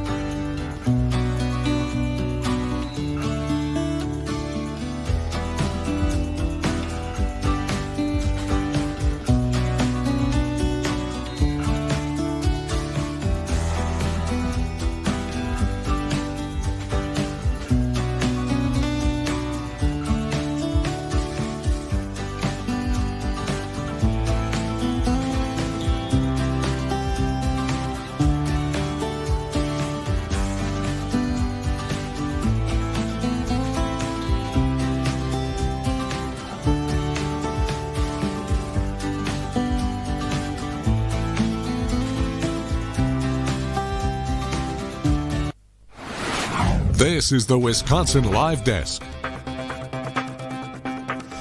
It is 1:40 on your Wednesday afternoon. Thanks for being with us here on the Live Desk. Let's give you a live look right now outside, and I actually want to see if I can get, I'm wondering if it's in one of our cameras right now.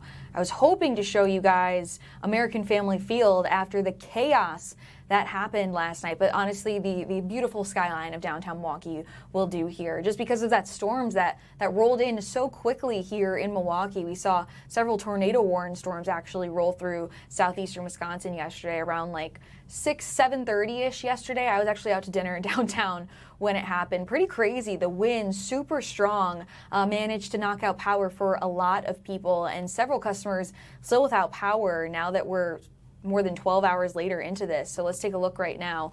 We Energy saying that 9,000 people are without power right now, majority in Waukesha County, over 5,000. Milwaukee County not too far behind at 2,000. Other counties, most seem to be getting taken care of. I know this is a significantly less number, about cut in half since yesterday at the storm's peak. We were seeing over 18,000 without power. So good sign that things are getting restored. And as we even keep it up here, more and more people are getting their power restored. We are going to check in with Brendan Conway with We Energies in about 20 minutes now just to get an update on how the recovery operations are going. But we know one of the big things preventing crews from getting out there are downed trees and power lines. Take a look right now at this right now. You can see several people dealing with damage right now in their neighborhoods, even on their homes, like this person right here, as you can see. Damage been pretty widespread. I've been seeing on Facebook too, several businesses affected by this as well. So as people are dealing with no power, they're also dealing with the cleanup here. Roads blocked off as well. I'm going to bring in our reporter Bria Jones right now. Bria, I know that we were having some audio issues at first, so tell us where you are and what you're seeing right now. Maddie, right now we are in Waukesha on Lamira Road. I'm here with two of the landscapers that we just came across just within the last maybe 90 seconds or so ago. Daniel, correct? Tell us about what you're doing now. I want you guys to, Jake, if you can pan over, there is a tree that is actually, it fell on this car over here outside of a home. Facing all of the, taking off all the heavier branches at the edge because it fell over a car. So what this machine does is it goes to the branches, clips onto them, and cuts it with an automatic saw. Then we lift it over here. We take the saw, we cut off the 90-degree angle one so it fits through the chipper easier. And let's step a little bit this way because I know it's so loud. There's a lot going on. You guys are hard at work. I don't want to take up too much of your time, but kind of describe to us what have you been seeing with all the downed trees in this area? We've been seeing a lot of trees that fall into the house. So what we do is we go in there and we cut down the branches. We get all the trees, then we cut down the logs, make them into little logs that are like right there, and then we put it on a big truck and we take them back to Rome Sullivan area to where our shop is. So what we'll do is we'll get all the branches down, and then we'll come in later and we'll cut down the bigger branches and then remove the tree. Otherwise that tree will all just fall into the house. So what do you call this here? Because I try to describe, it's not necessarily uprooted, it's not split at the base per se, but what has happened to this tree here? The tree is sort of just probably rotted in that area, and then the hard wind made it split in half and crack, so then it fall down into the car. And as you see over there into houses. So our job is basically to take this machine, get all what we can get down, cut them into logs, put them on a heavy truck like this one. We'll have another base, a dump loader truck, and we'll take it and we'll get it out of there. And then probably eventually come back and take the tree down if we don't take it down today. If you had to estimate how many downed trees have you guys seen just really throughout this area? Probably 15 or 20 just throughout the area. And the thing is mostly the insurance companies don't even pay for the tree damage, which is really hard. And what's the damage done here? Well, their car's totaled, so it's probably like a $30,000 car. They'll get paid out through the insurance company depending on what kind of coverage they have. To take this tree down is probably going to be around $5,000, $6,000. And then we had to pay another company to come and help, and I'm not sure how much they charge. Well, thank you so much for taking the time. I know you guys have been very busy. What time did you start this morning, and what time do you think you're going to be able to stop? Because they're still looking down there more trees. We started around 8 a.m. this morning, and they'll be working until there's no more sunlight, probably. Thank you so much. I appreciate you for your time. And the name of the company, are you guys based here in Waukesha? Tree and landscaping. We're out of Sullivan, Rome, Oconomowoc area. Okay. Well, thank you so much. I appreciate your time. Yes, ma'am. Thank you so much. Have a great day. And Jake, if we could kind of look back over here, I know we couldn't maybe see it too well because it was really loud, so we wanted to step away so you guys could hear what Daniel had to say here. But again, this is the damage that we're looking at. This tree has sort of split, and obviously you can see it fell towards this home. You can see that it's fallen on top of this car here, and now the landscapers, the crews here are working to take the tree apart limb by limb, and then they're going to go in and eventually cut it up so that it could be taken away. And so basically what he was kind of saying was that you have to be very careful when you are removing the trees. Really, as you can kind of see the positioning they're taking now, making sure that the tree does not fall towards the home once they do remove this really large limb from the base of the tree. And so that's the job now, making sure that the rest of the tree does not fall. They've kind of, they have their ropes there holding it together. And so at this point in time, they're going in and they're taking apart the limbs, removing it from around the car, and then they will safely work to cut this part of the tree here that is split away from its base so that it does not fall towards the home.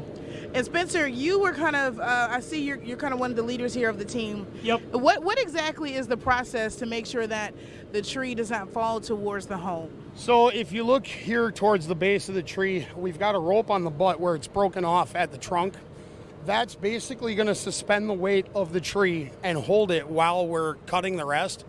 A lot of this tree's weight is actually on that spruce tree on the other side. Okay. So there's a pinch that's going on between the two. And the cut and go operator, Cody, fantastic operator, he's going to be able to take apart certain points of the tree so that we can watch how the load shifts and twitches. Obviously there's a vehicle under there, so we're trying to minimize the damage to the vehicle. It is unfortunately already totaled. But I can't see the damage to the vehicle. Where is it totaled at? You can kind of describe. The entire passenger side. The roof line is crunched. The door supports are both crunched.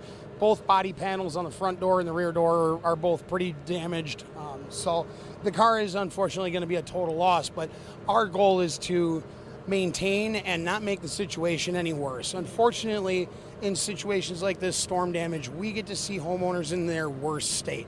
Our biggest job is to make sure that they feel secure at the end of the day in paying us to come and get rid of it, but also not furthering any damage to their property.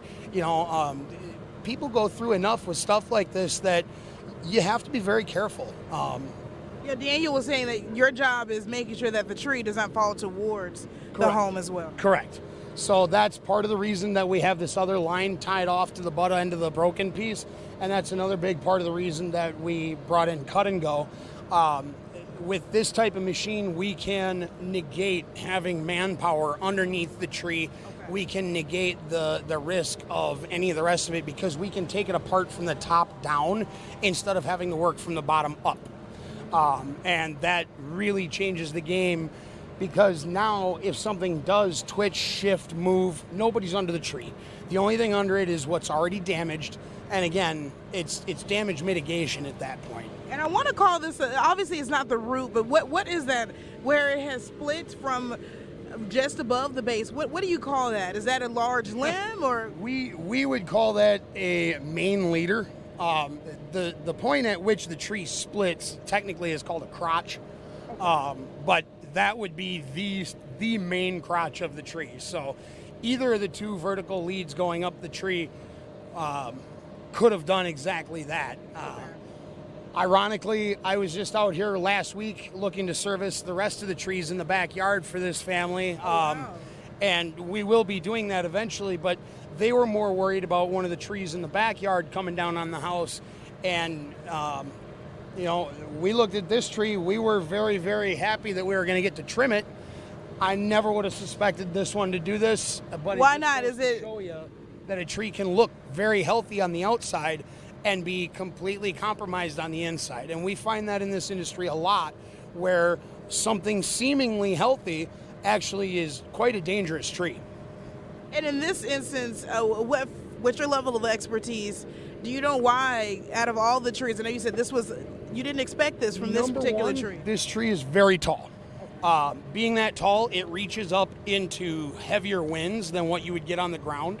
So, for instance, if you look down the road, you can see the partition in the trees, right?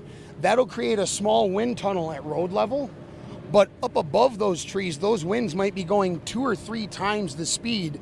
And so when you have a tree that's so much taller than everything else, it grabs and catches all that wind. So regardless of what may be going on the ground, you're going to have twice, 3 times, maybe 5 times the amount of force up in the top of the tree. So. Well, thank you so much. I'm going to let you get hydrated. You guys are working really hard. Hey, thank you very much. Make sure you talk to everybody else, all We Energies crews and everything. And you guys coordinate? I see a lot of We Energies crews here. Do you guys coordinate together? We do not. Okay. We Energies does all the power work, and if we have a tree that's on lines, we do contact We Energies to make sure that everything is de-energized. But other than that, We Energies doesn't do any tree removal or tree work at all unless it's dire to their infrastructure. Okay. So, thank you so much. I appreciate it. You guys Thank have you, a great Spencer. So yeah, Maddie, again, if we could take another live look down the road here, lots of trees that have toppled over or that have been brought down by this intense storm yesterday here in Waukesha. And of course, we're going to try to find the homeowner here. I saw her peeking out of the window, so I'm going to try to see maybe if she, if there's a chance. Obviously the tree is in the front yard, so I don't know if she can safely come out and do an interview or not, but I would love the opportunity to speak with her, just really just kind of learn really what was going through their minds in the moment when obviously the storm, very powerful, moved through here yesterday in Waukesha County. I'll send it back to you. Bria, real quick before I let you go, because I want to see if you can go talk to her. Have you seen this damage down the street here? Are several trees down, or is this kind of the one unique one on the block? Is it more sporadic than what we're used to seeing? This is maybe, I did see another tree down, maybe about 2 homes down. There's at least maybe, I would say 4 We Energies trucks, and it looked like there might have been a tree down in a backyard. And from what they were telling me, there's also some other tree cutters that are a little further down the road where they say a tree might have fallen onto a home, but that tree does not appear to be anywhere near as large as the tree that we're looking at right now that fell on this home and on this car rather. So again, the car here is totaled.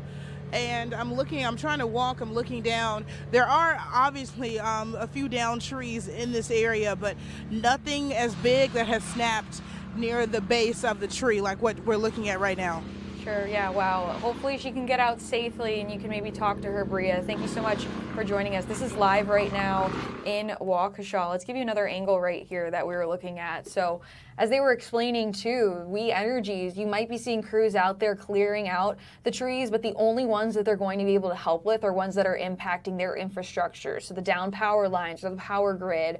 Again, we are looking at the power outage numbers right now, and Waukesha is the most affected right now, most impacted at over 5,000, as you can see, with over 8,000 total without power right now. But Waukesha does seem to be the main focus. We are going to check in with We Energy spokesperson Brendan Conway in just a few minutes now at the top of the 2 o'clock hour. But we will keep you updated just as soon as we learn more. But just another look right now at some of the damage that we are seeing here. Let's see if we can do a little side by side here to show you the process right now. So this one shot is taken from our FOX6 truck that Bria and our photojournalist Jake are in right now, and that's their kind of establishing wider shot. And then you can see the process of the crews right now who are working to get this cleanup underway. So we are going to keep you guys updated, and again, we will at the top of the hour in just 5 minutes now have a one-on-one with Brendan Conway from We Energies to see what the status is at as we see almost over 8,000 people still without power.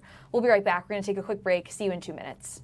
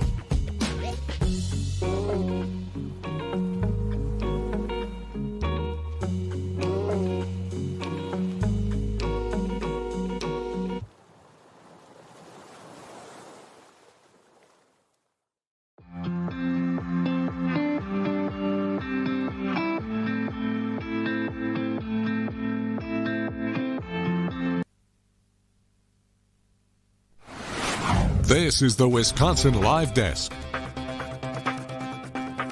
Approaching the top of the 2 o'clock hour. Thanks for being with us here on Fox Local. Right now we're tracking the cleanup that's underway mainly in Waukesha County right now. Several trees downed right now. Bria Jones on the scene working to talk to some people who might be affected. But this is a look at a tree right now that was impacted, as you can see right there, almost on the house here, but luckily it looks like it didn't fully affected there, but crews right now trying to remove that damage of any branches or any other debris that came after a pretty severe round of storms last night that we saw, especially the wind that came through as well that was blowing down these trees here. Let's take a look at some of your outage numbers right now. We're seeing again Waukesha County being the area most impacted right now. Milwaukee County not too far behind at 2,000 right there, and then others seems to be, but this number again significantly less than what we were seeing at the peak of storms yesterday when we were seeing more than 18,000 without power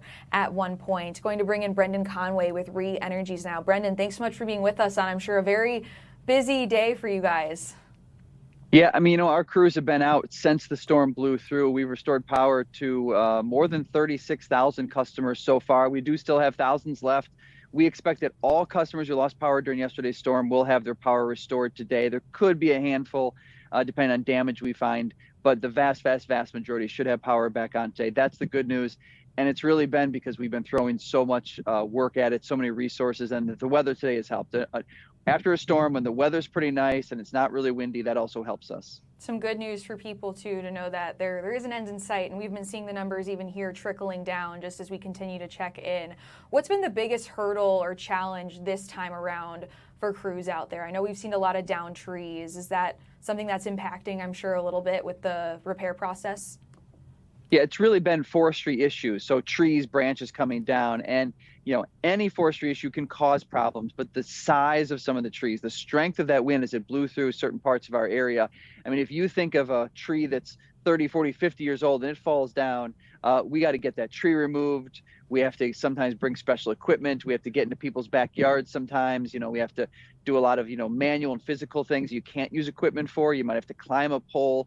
So it all takes a little bit longer than we wish, but we're always going to get it done quickly, but we're also going to focus on safety. But the big trees have certainly been an issue. But listen, we're used to doing this, right? It's summer in Wisconsin, so severe weather goes with the territory, and we're just going to continue to stay at it.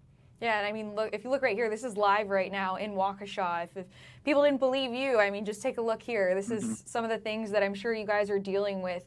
And this is one of several rounds of severe storms that we've seen this summer. How does this fare, do you feel like, compared to the other severe weather events we've had as far as the repair process goes?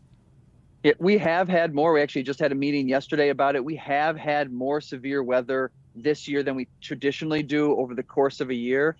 It's just been, every week or so we're seeing like a significant number of outages. We know that Wisconsin is seeing more severe weather. The Midwest is for sure. That's why we've been spending the last few years with the support of our regulators to do more things like burying more power lines, trimming trees along thousands of miles of our power lines, removing dead and dying trees that are, outside of our normal trim zone. So we've been getting at it in a very proactive way. Here in Wisconsin, while we've seen the brunt of it, if you look into places like Illinois, Indiana, Indiana got hit last week with the storm. They still have power out. I heard today people may still be out until next week from some of those storms in Indiana. So, the weather has just been really strong this summer. And so we're all dealing with it. We're all really focused on the same thing, getting the lights back on as quickly as we can. Yeah, and yesterday at the peak, 18,000 or more without power yesterday. I know that number's significantly increased now, taking a look right here. But for people who might be watching right now, and when this, inevitably does happen again, because we know we do see a lot, we're no strangers to severe storms in Wisconsin. How does We-Energies prioritize who gets power back first? So it really goes through a system after a big outage. First thing we're going to do is, okay, anything that's unsafe, we're going to make sure we make that safe. And then we're going to start really at our system, so our substation. If there's a substation that's out, we have to get power restored there because that's going to feed a large area. And then we're going to focus on things like critical infrastructure, hospitals, city buildings, fire departments, police departments, those type of things. And then we start working our way down. If we can assign one crew and they can restore power to 2,000 customers or 2 customers, they're generally going to restore power to the 2,000 customers, right? Biggest chunks of customers. And then we start moving in. And that's what we expect to see today here as the next few hours come along. We're going to get to a point where a lot of the large outages are restored, and then we have to deal with individual outages. So in a crew or maybe multiple crews will have to go to restore power to one or a few customers. Doesn't mean those customers are not incredibly important, and sometimes they may get it back on sooner than that. But oftentimes at the end of a storm, you're dealing with really individual and small outages. And we again are going to always focus on getting the biggest chunk of customers on first. And that is what this storm we've seen. That's why we've been able to restore power to more than 36,000 customers so far. Yeah, and I'm sure you guys field so many calls, maybe complaints here or there. Is there anything you wish more people knew about the repair process and the time that it may take? Yeah, I mean, honestly, our customers have been so and always are so incredibly patient and thankful of our field crews. One thing that we do hear about is people say, well, I don't see an outage in my neighborhood, right? Why am I out? I look around my block and there's no damage. Well, it could be because a tree's down 3 blocks away or even a mile away, depending on the outage. So, that is one thing that I think that's just an education issue. And the other thing is, and we understand this, communicating with customers directly about what's going on directly with their outage during a large outage event is really difficult. When we have hundreds of outages impacting thousands of customers, our crews have to get on scene, assess what the situation is, and then they're going to put that in the outage map and our outage information system. And so that's why we encourage customers. Please subscribe to our outage alerts. We can connect with you and share you the latest information via app or phone call, email, whatever you want. And so that is, I think, another education thing we've really been trying to get our customers to understand is, yes, sometimes when there's tens of thousands of people out, we're not going to know for a while what it is. But as soon as we know, we are going to communicate it with you. And having your power out, is one big issue, but another, I think, is safety as well. What would you recommend people do, or safety tips, if they do see a down tree or a power line? Yeah, anytime you see a down line, don't assume it might not be a power line. Some people might think, well, I think that's a telecommunication. That might be cable or phone. Always assume any down line is always energized. We always say stay at least 25 feet away, give us a call your local police department. Better safe than sorry. The other safety tip is during an outage, sometimes people plug in a generator to power their homes. And sometimes, even though power might be out in a neighborhood, in some rare instances, that generator can backfeed the system. And so even though you went from an unenergized line in your backyard, then it could be energized because someone 3 blocks away had a generator mounted improperly. So that's why we always just tell people, stay far away, assume it's energized, let the experts do it, right? Being without power is incredibly difficult. We understand that. But we also want everyone to be safe. That includes our workers. That's why they take every precaution to do it safely. Sometimes it takes a little longer than we all wish. But I think we all know at the end of the day, we want everyone to be safe. And that's certainly our goal. Yeah, very important to stay safe, especially during the cleanup process. Brendan, anything else you want to add before we let you go?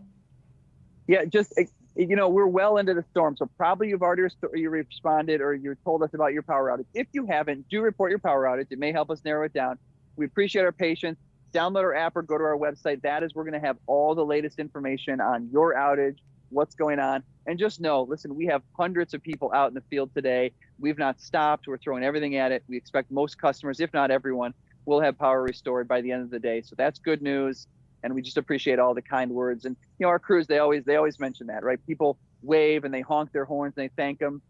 That's great. Those things really do mean a lot to everyone out in the field. And just know we're working really hard.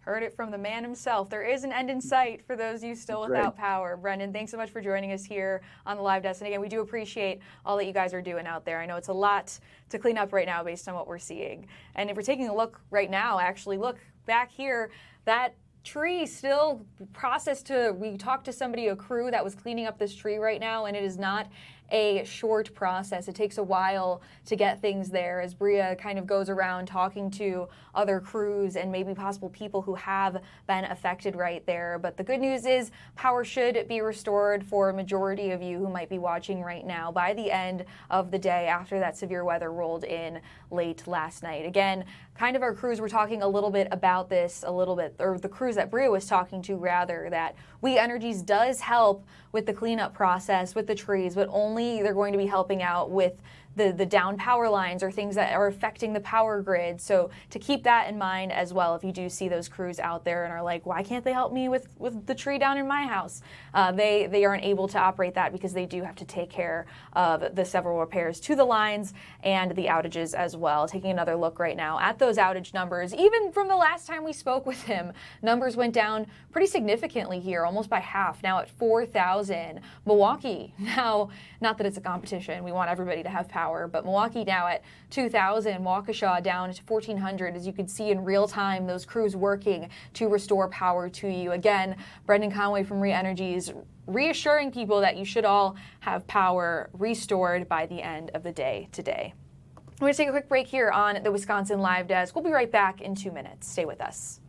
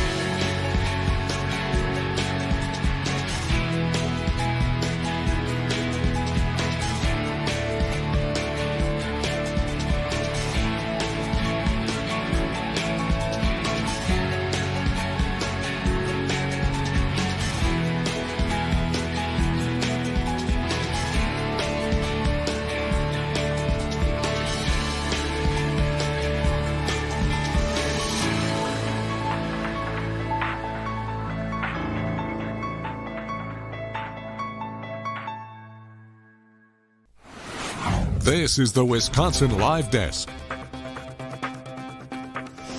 2:10 on a Wednesday afternoon. Thanks for being with us live on Fox Local. Taking a look right now, this is a neighborhood in Waukesha County where several crews are working to repair storm damage power outages as well. Here we've seen several down trees. Oh, we're going for a little spin right now on our FOX6 weather truck right now. As you can see right here, some of the, oh my gosh, you can see right there on the left side, a pretty massive tree down there right now. We just spoke with Brendan Conway from Re-Energies talking about how this right here, what we're seeing, is some of the hurdles that his crews are facing as they work to restore power right now. We just checked in and saw there's about 4,000, a little over that, in the southeast Wisconsin area, customers without power right now. But take a look at this.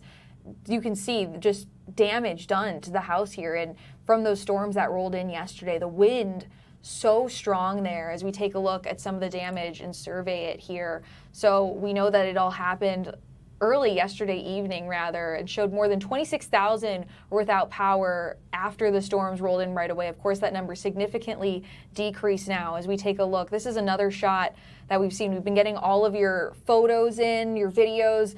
We're so thankful for our viewers for submitting videos and content as well. But this is just a little bit of what we've been seeing out there today. Again, this is live right now in Waukesha County. Very significant damage here that was done. And not even, some of the tornado warned areas that were affected by this. A lot of this just from those powerful winds here as we're taking a closer look up here, seeing the tree manage to get through the roof and the front part of that house there. Abria Jones on the scene with one of our photojournalists. We are going to check in with them in just a bit just to talk about what they've been seeing out here in Waukesha County. Again, one of the hardest hit areas by that storm that rolled through last night in southeast Wisconsin. Meantime, I'm going to take you out to Washington, D.C., where President Trump is speaking right now alongside several technology leaders. So let's listen in from the White House. Success. But we're also on the very beginning of a revolution in fictional and financial. You take a look at some of the things that are being done on a financial basis and the financial technology that's the potential to create more jobs, opportunity, and wealth for all Americans. And that's what it's doing. It's creating jobs and great wealth. And I think that can't be better seen by the stock market. So we've had 80 in a short period of time, a year and a half. We've had 80 days where the stock market hit all-time highs. I haven't looked today. I don't know. Maybe I shouldn't look. I don't want to look. But I hear it's good. But we've had 80 days, Jeff, where the stock market has hit an all-time high, and nobody's ever seen anything like that. And I think bringing it down to another level, and maybe a higher level from the standpoint of importance, 401ks have hit record highs on almost 40% of the time that I've been President of the United States, and that affects tens of millions of people. The 401ks are at record numbers. So 2 years ago, our country was dead, and now our country is the hottest country anywhere in the world. There's nobody close. No other country is close, and every country will admit it. So now we need Congress to take the next step by passing the Clarity Act, a fair version of the Clarity Act, and this landmark structure legislation. It's a very, very powerful structured legislation which will keep us ahead of China, keep us ahead of everyone else. Will open the door to the next wave of innovations and innovators. So I'd like to ask Chairman Selig to say a few words and a little bit of the details about what we're doing, and then we'll follow it up with Chairman Atkins and Coinbase CEO Brian Armstrong, Intercontinental Exchange CEO Jeff Sprecher, Robinhood CEO Vlad Tenev, and Kraken CEO Arjan. So we have that all set, and let's get going. And you know what? If you want to speak for a very short period of time, that's okay, too.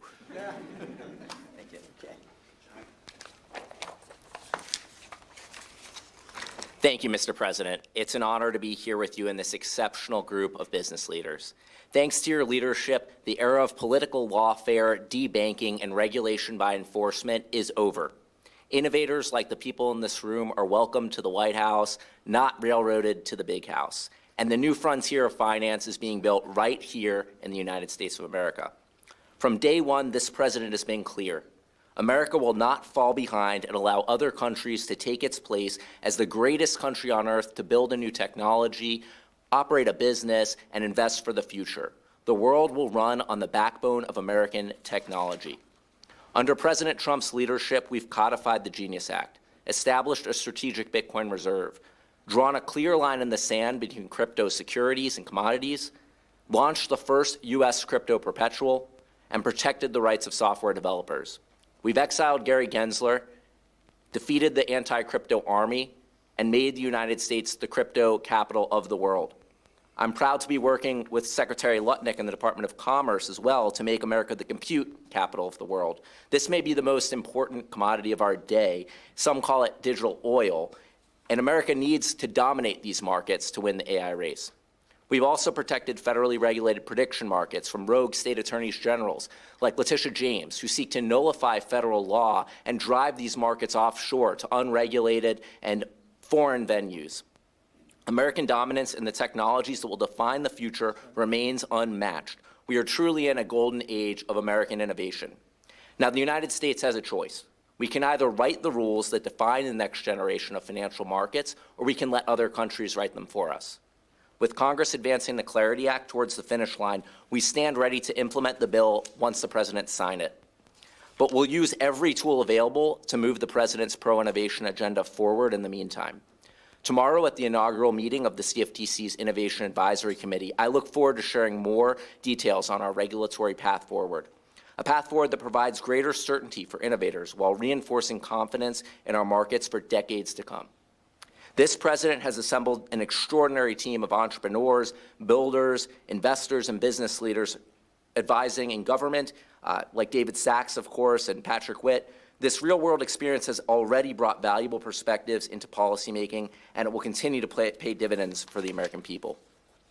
Innovation depends on regulatory clarity.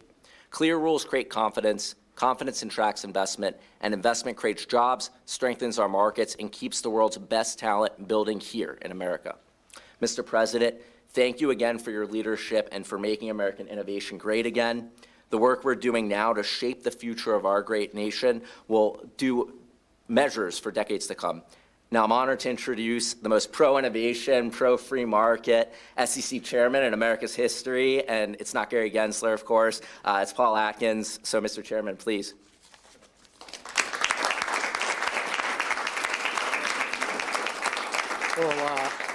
Well, thank you, Mike, and thank you, Mr. President, for having us here today. From day one, you've made our nation's financial dominance and innovation job one.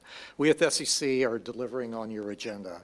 We're making IPOs great again, to continue on your theme, by cutting red tape that discourages companies from going public. Under your leadership, Mr. President, the IPO market is booming. Since Inauguration Day, 583 companies have gone public, and that's up 75% compared to the final year and a half of the Biden administration. And those companies have raised an impressive $208 billion, and that's nearly 4 times the amount raised during the final year and a half of the previous administration. So that's just not incremental progress. That is a turnaround. You've committed to making the United States the crypto capital of the world. And yesterday, the SEC, I'm proud to say, took another significant step to deliver on that. Our proposal, the crypto assets rule, would provide crypto entrepreneurs like those here in this room and job creators the certainty to raise capital in the United States using digital assets. This action is consonant with our belief that the most important priority is for Congress to send the Clarity Act to your desk for your signature. And the SEC is doing everything we can to support that work. So thank you again, Mr. President, for leading this nation to ensure that we continue to have the strongest markets in the world, to reshore innovation, and to welcome, yes, a whole new generation of investors through the Trump accounts. So under your leadership, we will make sure that the greatest advances of the technological frontier are right here in America. So thank you very much.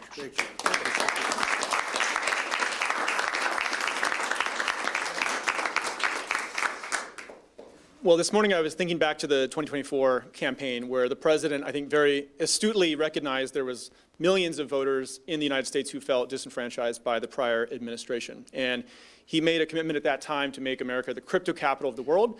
And within weeks of taking office, delivered on that promise. And it started first with this executive order, which came out ordering the agencies in his administration to take steps in this direction. He shortly thereafter appointed 2 of the most competent and pro-innovation regulators anywhere in the world, Chair Selig and Chair Atkins, and of course fired Gary Gensler. There was that big applause line at the Bitcoin conference, which was powerful. And of course, the Genius Act was another milestone just in the past year, along with the Strategic Bitcoin Reserve, et cetera. And just this week, I have to commend Chair Atkins for publishing this new rule that allows crypto projects to raise capital in the U.S. for the first time. There's clarity on that. And Chair Selig, we're excited to attend the advisory committee meeting tomorrow to make progress there. So an incredible amount of progress has been made, and I think what's most important next, of course, is this September 15th vote that we have with the Clarity Act. This would make all of the progress that this administration has made durable into the future, so it could survive for decades and decades to come. And make no mistake, there are folks out there who they want to see this legislation not happen, right? Maybe some of the big banks don't want the competition from crypto companies. Other banks are leaning in and have endorsed it, which I think is really powerful. And so if we all come together, I think we can get this bill over the finish line and hopefully get more than 60 votes come September 15th. Thank you. And it's very bipartisan, I would say. So very much. That is true. A lot of Democrat support. There's hundreds of pages of changes that have come in from the Democrat side as well. It's a true bipartisan compromise, and yeah, it's a great work product. So up next, I think, is Jeff Sprecher. Sorry. Thank you. Mr. President, I just wanted to tell you that your trade policies of fair trade to bring back jobs and businesses from overseas, your energy dominance policies to fuel the next generation of technology in the United States, your big, beautiful bill that created incentives for investments has led to the records that you're hearing about in our stock markets, the record number of IPOs. And as you know from working with my wife who works on private businesses, there's a record number of business formations in this country right now. So we're here to talk about how to evolve regulation so that we don't impede that progress. But one of the things I can tell you about the New York Stock Exchange is that it was formed at the time of our country. And so it, for 250 years, has been subject to every single financial services regulation that has ever passed in the United States, bar none. And so one of the things that I'm so thankful that you've done is put two really strong chairs in these seats and ask them to go through. This is live in Washington, D.C. right now. President Trump speaking along several tech leaders, talking a little bit about new innovations on that front. But we are going to take you out right now to Waukesha County. That's what we're seeing in the top right-hand side of your screen as residents continue to assess storm damage from yesterday's storms. Let's take a live look right now as we're seeing this right here. Abria Jones doing a live interview right now with one of the residents that has been affected by this. So we are going to listen in here. Would you mind sharing your age with me? You don't ask the woman her age, but no, I'm old. No, you're not. You're a young woman. I'm 85. Oh wow, 85 years old, Ruth. Yes, I am. Have you ever experienced any sort of damage like this around your home? No.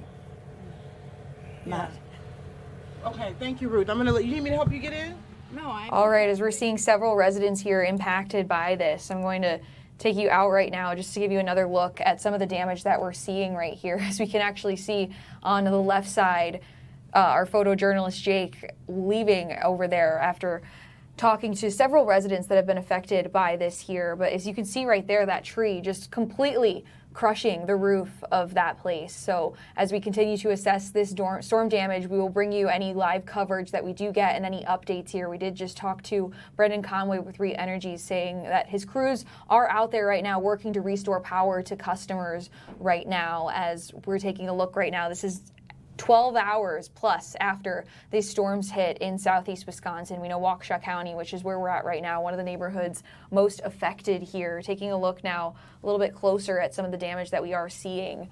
This is live again right now in Waukesha County, where that tree just completely crushed the top of that house. Of course, our hearts go out to anybody that was affected by these storms who've been seeing this damage and surveying it.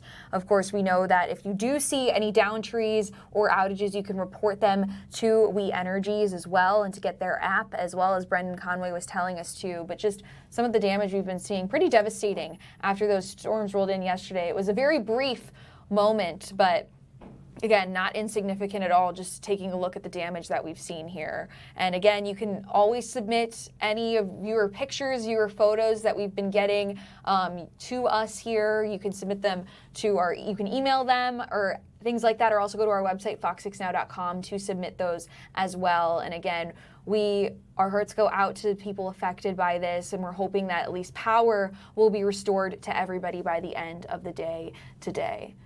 Let's go back out right now as several tech leaders speaking alongside President Trump right now at the White House. So let's listen back in. Coinbase, Vlad here, you have ICE, NASDAQ. They created the world markets. And all we're trying to do is make sure that everyone in America has the ability to be able to succeed in the same way that we did. And that's essentially how we think about it. So our motto at Kraken has been fix money, we fix the world. Thank you, Mr. President. Thank you very much, Greg.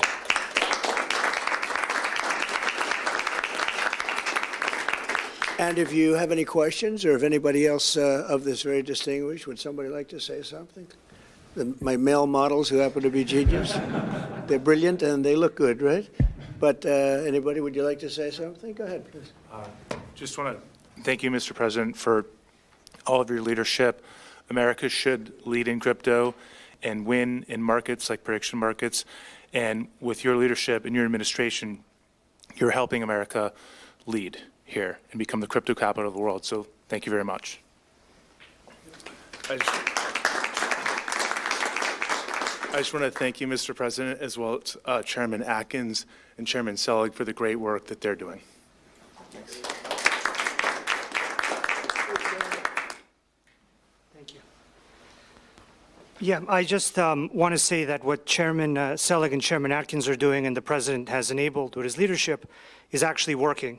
So if you look at stablecoin usage and adoption, it's increasing the usage and distribution of the U.S. dollar at higher and higher levels than our industry has ever seen, specifically because of the Genius Act and the movement of more and more treasuries into stablecoins and therefore into more and more hands across the world. And now the tokenization of equities, thanks to Chairman Selig's and Chairman Atkins' great work and collaboration and actual work together rather than working against each other as before, is going to distribute U.S. equities globally and increase the distribution of those. So, we power a lot of these applications and companies, so we know what the numbers actually are, and they're massively increasing because we have regulators and leadership that enables the success and distribution of these U.S.-based assets. So there's actually a very real and tangible outcome that's really now benefiting the U.S. and listening live right now as technology leaders speaking alongside President Trump. But right now we actually are going to take you back out to Waukesha County, as you can see in the top right side of your screen, where Bria Jones and our photojournalist are talking to residents who might have been affected by the storm damage yesterday. So let's listen in. Just a lot of, cleanup and insurance adjustment that they got to go from here, Looking at all of this, are you grateful that you listened to those warnings and got in the basement? Oh yeah, we always turn on, whether that's FOX6 has a streaming service, on their YouTube that just shows it whether or not it usually breaks in and it's 100% streaming and you just get the updated weather and they just tell you, hey, go to your basement and usually you just got to listen, it's the easiest thing to do. Took the dog and family down there and everything was fine. Well, ironically, we are streaming right now. You're on Wisconsin Live Desk right now. Yeah, I think that's the same YouTube channel or whatever that I check out. It's easy. You can search FOX News or Milwaukee weather. That's usually what comes up pretty first, and it's, like you said, always streaming. So it's pretty helpful. How long were you in the basement? Honestly, for just about 10, 15 minutes. It came through and it didn't even sound bad from our basement. It just sounded like, just a regular mild storm. We've had some really big windstorms that come through here and then do, this must have just locally hit this street and luckily didn't. We have a large number of trees in our backyard and nothing really came down. We were lucky enough. We always joke that something's going to hit the house, but we were spared, But when you walk across the street, because you said directly behind, you live right behind this home. And the thing about it was, I was just talking to Ms. Ruth. She's 85 years old. You were saying, and she was saying as well, the tree in the backyard, that's been down for a few days. Yeah, did you have a storm on Sunday? I think that came down on Sunday. Okay, and she was saying that tree, obviously, came down yesterday. It split. It did not, she has no damage to her home. Yeah. However, her neighbor, obviously, the tree fell on their home. And you can see that, obviously, at least a quarter of this right end is smashed in on the into the home. The house is fine, and everybody I've talked to them, everybody's in the house is fine. I've been seeing them going in and out of the house, so they're still inside. Yeah, they're still living there, and it's just you go through insurance, call your insurance person, and get that all taken care of, get the tree off the house, and go through those next couple of months of just having somebody come and work on your house for to fix it all up. What is it like to know that your home is only a few yards from this tree? Do you feel thankful in this moment, or are you thinking about what could have happened? Yeah, very thankful.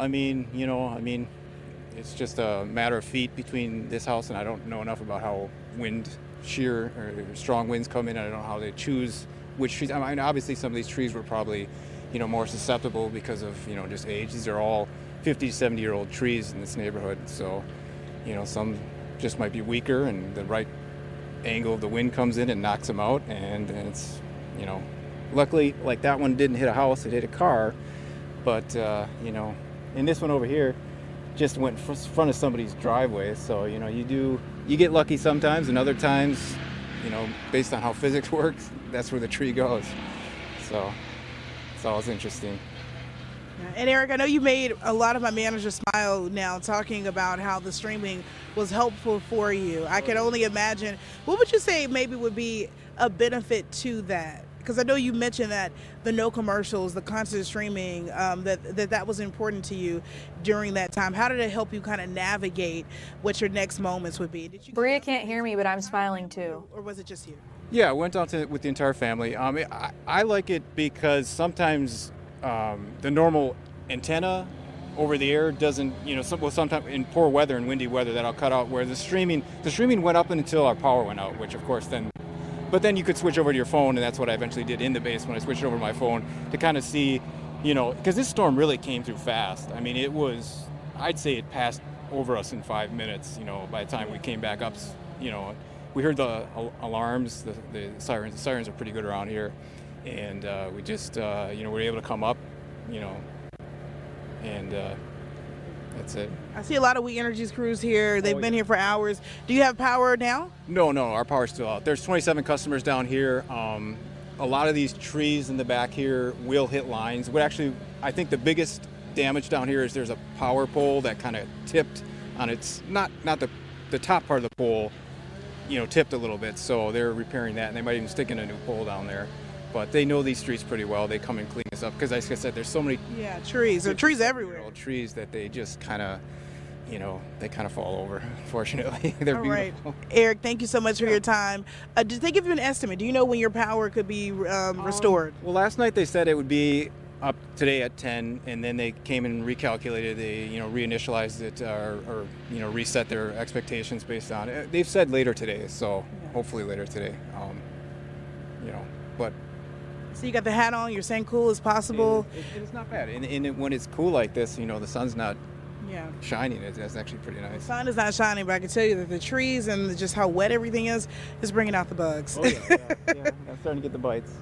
All right, thank you so much, Eric. All right, live right now in Waukesha County, as you can see right here, several people dealing with downed trees and power outages still 12 plus hours after storms rolled in early yesterday evening. I'm going to leave this live picture up right now. Again, this is in Waukesha County right now. Several neighborhoods dealing with what you're seeing right here. Ted Perry is standing by. He's going to get you logged in, take you all the way to 3:30, and then I'll be back to take you through Fox 6 News at 4. Thanks for tuning in. Just keep it right here on the Wisconsin Live Desk. Ted Perry's next.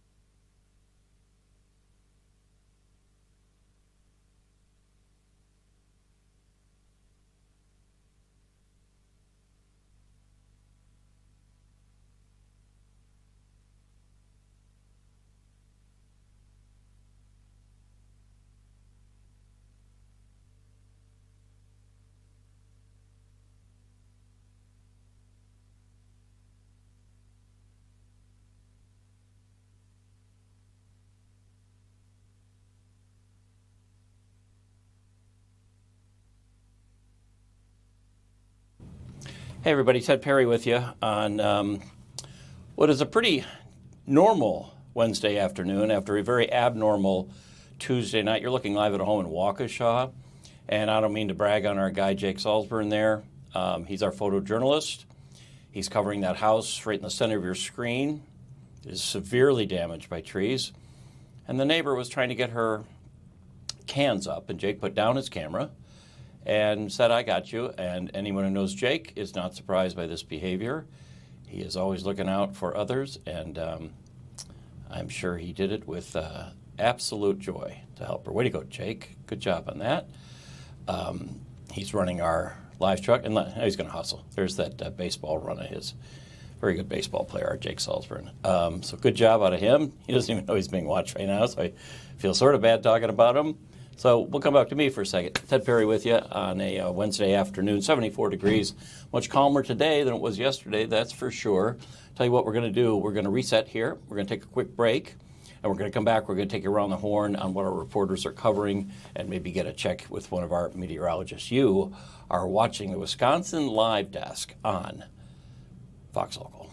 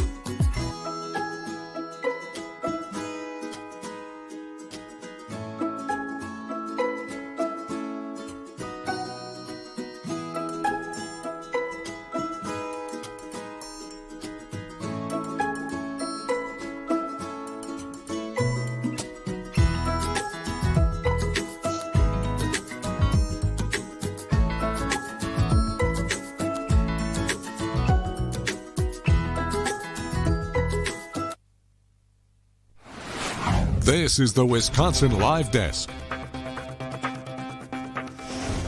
Everybody, good to be with you. I'm Ted Perry on this Wednesday afternoon, 2:41 right now. Not going to waste a lot of his time because he's got an interview to do in about 10 minutes. But we're going to bring in Ben Hansen, our Kenosha-Racine County reporter. Ben, there has been an alleged misuse once again of a flock camera system. And for those who don't know, these flock cameras are stationary cameras that are connected and can track license plates. Police think they're a valuable tool. Privacy advocates say they are way too intrusive. Tell me what you got going on with your story. Give us the background. Jake, hold on Ben, hold on one second. Okay, take it from the top, Ben. My apologies. No worries. So about a month ago, back in July, I was looking at actually 4 cases of misuse here in Racine County. 2 of them were with the Racine Police Department, and then the other 2 were with the Racine County Sheriff's Office. And so one of those from each have not been resolved yet. They're still under investigation by the DA. They're actually being investigated by law enforcement outside of the DA, but they're being headed by the Racine DA here in Racine. I was put in open records requests for the case with the Racine Police Department and the case with the Racine County Sheriff's Office that have been closed, that were dismissed. Neither of those people were criminally charged. The Racine Police Department has not gotten back to me yet, but the Racine County Sheriff's Office got back with me on the discipline that they gave this investigator for his case of misuse. And we're not going to name the investigator because he has not been criminally charged, but he was given a 10-day suspension without pay from the Racine County Sheriff's Office because of the misuse he had with this flock camera. So I want to get into the details of this case specifically. I'm in this area right now. I mean, with these flock cameras, they're everywhere. So that's one of the reasons why in this case, this investigator was using them. You can take a look right behind me. There's one up on the light pole right there. There's 37 of these around Racine County. But with this case, with this investigator specifically, it was a case where he was tracking a car of his partner's ex-boyfriend. His partner thought that her ex-boyfriend was stalking her, sending messages to her on Facebook. So the investigator actually went into the Racine County Sheriff's Office flock camera system and tracked where that ex-boyfriend was going, and then he handed that information off to the Summit Police Department. And they audited, when they were auditing through the system, the flock camera system, they found this instance that this investigator was using, and they flagged it as misuse. They went into an administrative investigation. Lieutenant Michael Llewell with the Racine County Sheriff's Office headed this administrative investigation. He gave a warning to the DA that this case might be misuse. She dismissed it right away. After the administrative investigation, they gave that county sheriff the 10-day suspension. And because of this public interest growing with flock cameras, they actually, after the administrative investigation, after they gave him that suspension, they handed it again to the DA just for due diligence to make sure that they were making the right decision here. And the DA again dismissed it. So only this 10-day suspension was given to this Racine County Sheriff's Officer, or investigator, I should say.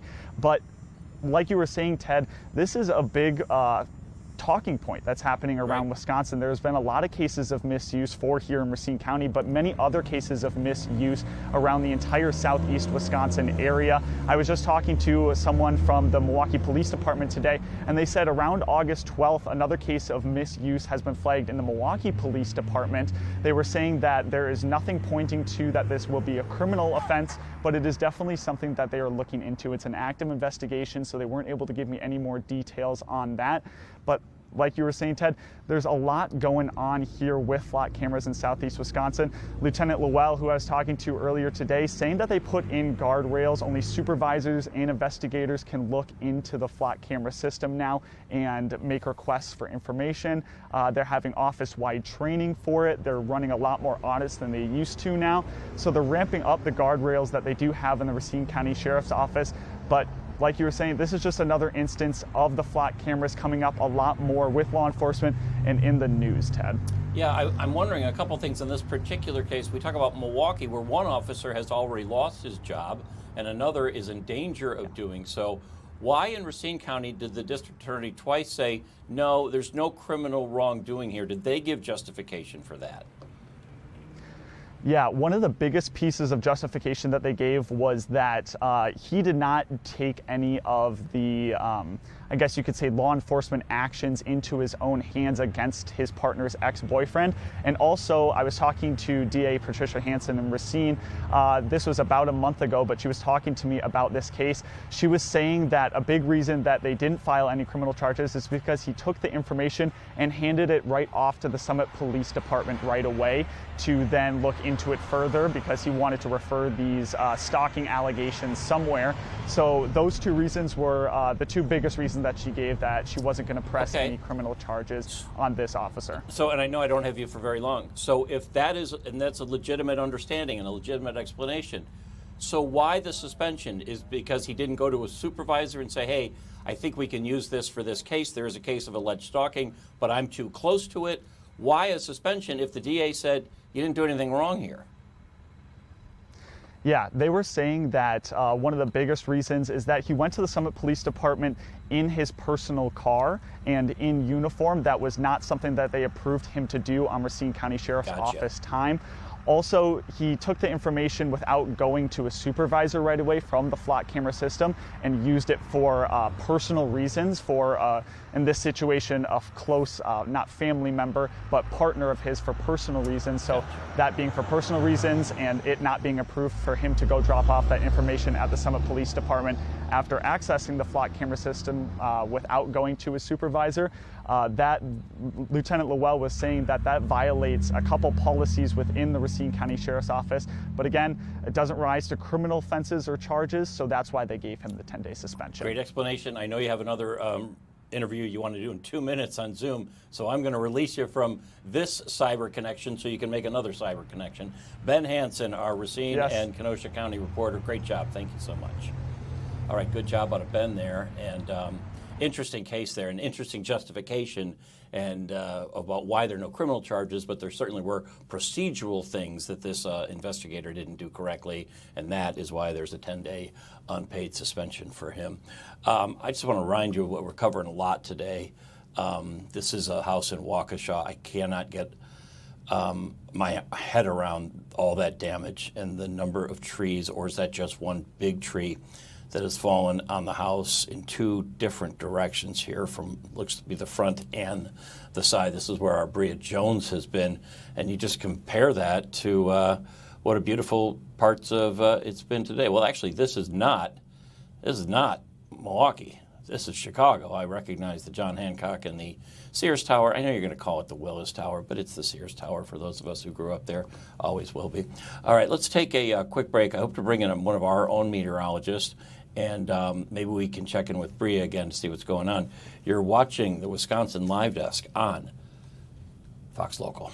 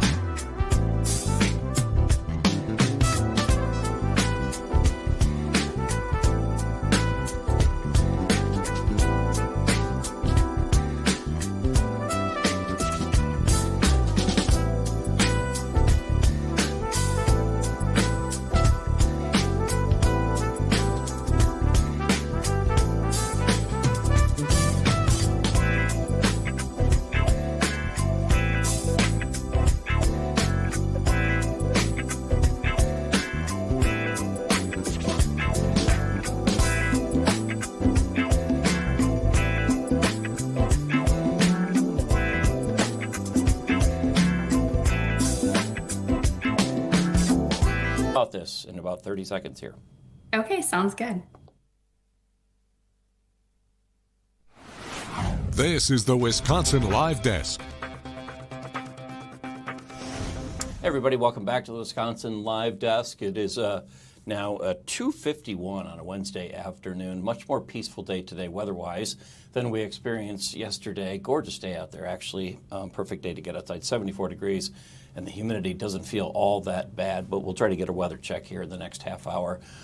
You're busy this summer, right? You got the kids have camp, the kids have back-to-school shopping, the kids have a lot going on. You have a lot going on. You're traveling, you're doing gardening work, and the one thing that might throw you off your regular routine, and one thing you probably haven't done as much of, and we know that because the numbers back it up, you haven't been given blood. Not here to guilt you. We're here to encourage you, and that's what I'm going to bring in Angela Tremmel from Versity Blood Center, the Senior Medical Director of Transfusion Medicine. Thank you for being here. How bad is the situation? Let's just start with that. So summertime is always, we see decreases. And I think this has made national news of the decline. We are okay, but we are definitely seeing about 11% drop this summer from our appointments, which, can make days tight, especially if you've got big users, trauma patients. We want to make sure we have blood for our patients as they come in. Is that typical in the summertime, or is that 11% drop more than you usually see this time of year? It is a little bit more. I mean, I would say we typically do see a drop each summer, but I feel like each year we're seeing a little bit more of a drop come summertime and during the holiday seasons too. What are you doing to make it easier for folks? I know you do mobile blood drives. You have a number of locations. Mine is the 18th in Wisconsin location. I like to go down there and treat myself to a bowl of real chili afterward on the Marquette campus. So that's my treat. What are you guys doing to reach out and to get those numbers back up? So as you mentioned, we have locations across Southeast Wisconsin and actually, across other parts of the state because we serve hospitals all across Wisconsin. We are the primary blood supplier for Wisconsin hospitals, and especially in Southeast Wisconsin. So making it easier, we have mobile drives. And if you want to host a mobile drive, you reach out to Versity. We can come to your workplace, a church, community center. And if you go to bloodcenter.com, you can put in your zip code and put in a radius, put for today, tomorrow, whatever day is open for you and kind of look what's around. And you can make that appointment, or you can just drop into one of our fixed sites. And I stumbled into one at the Whitefish Bay Library last summer, just having one right there. And it's like, well, I'm due to get a blood draw, so let's just do it here. And you can do that because you'll test the blood, right? You don't have to be, quote unquote, in the system on one of those. If you come across those and it's a store or a church or a library, in this case, doing it, you'll handle it from there. Yes. When you come in, there's a quick questionnaire that we'll answer. There's a little bit of a history, physical, blood pressure. The biggest thing, is checking to make sure your hemoglobin levels, and so that's a little finger prick. And if that passes and everything, with the questionnaire works out, we will bring you back to the chair, draw your unit. You'll probably be in and out under an hour. As someone who's a regular donor, and I should just be honest here, I have a condition called hemochromatosis, which I know you know all about being a doctor. For our viewers, it means simply I got a little too much iron in my blood, right? And that can cause problems down the line with kidney and liver and whatnot. So a phlebotomy 3 or 4 times a year is the best thing to lower that level in my case.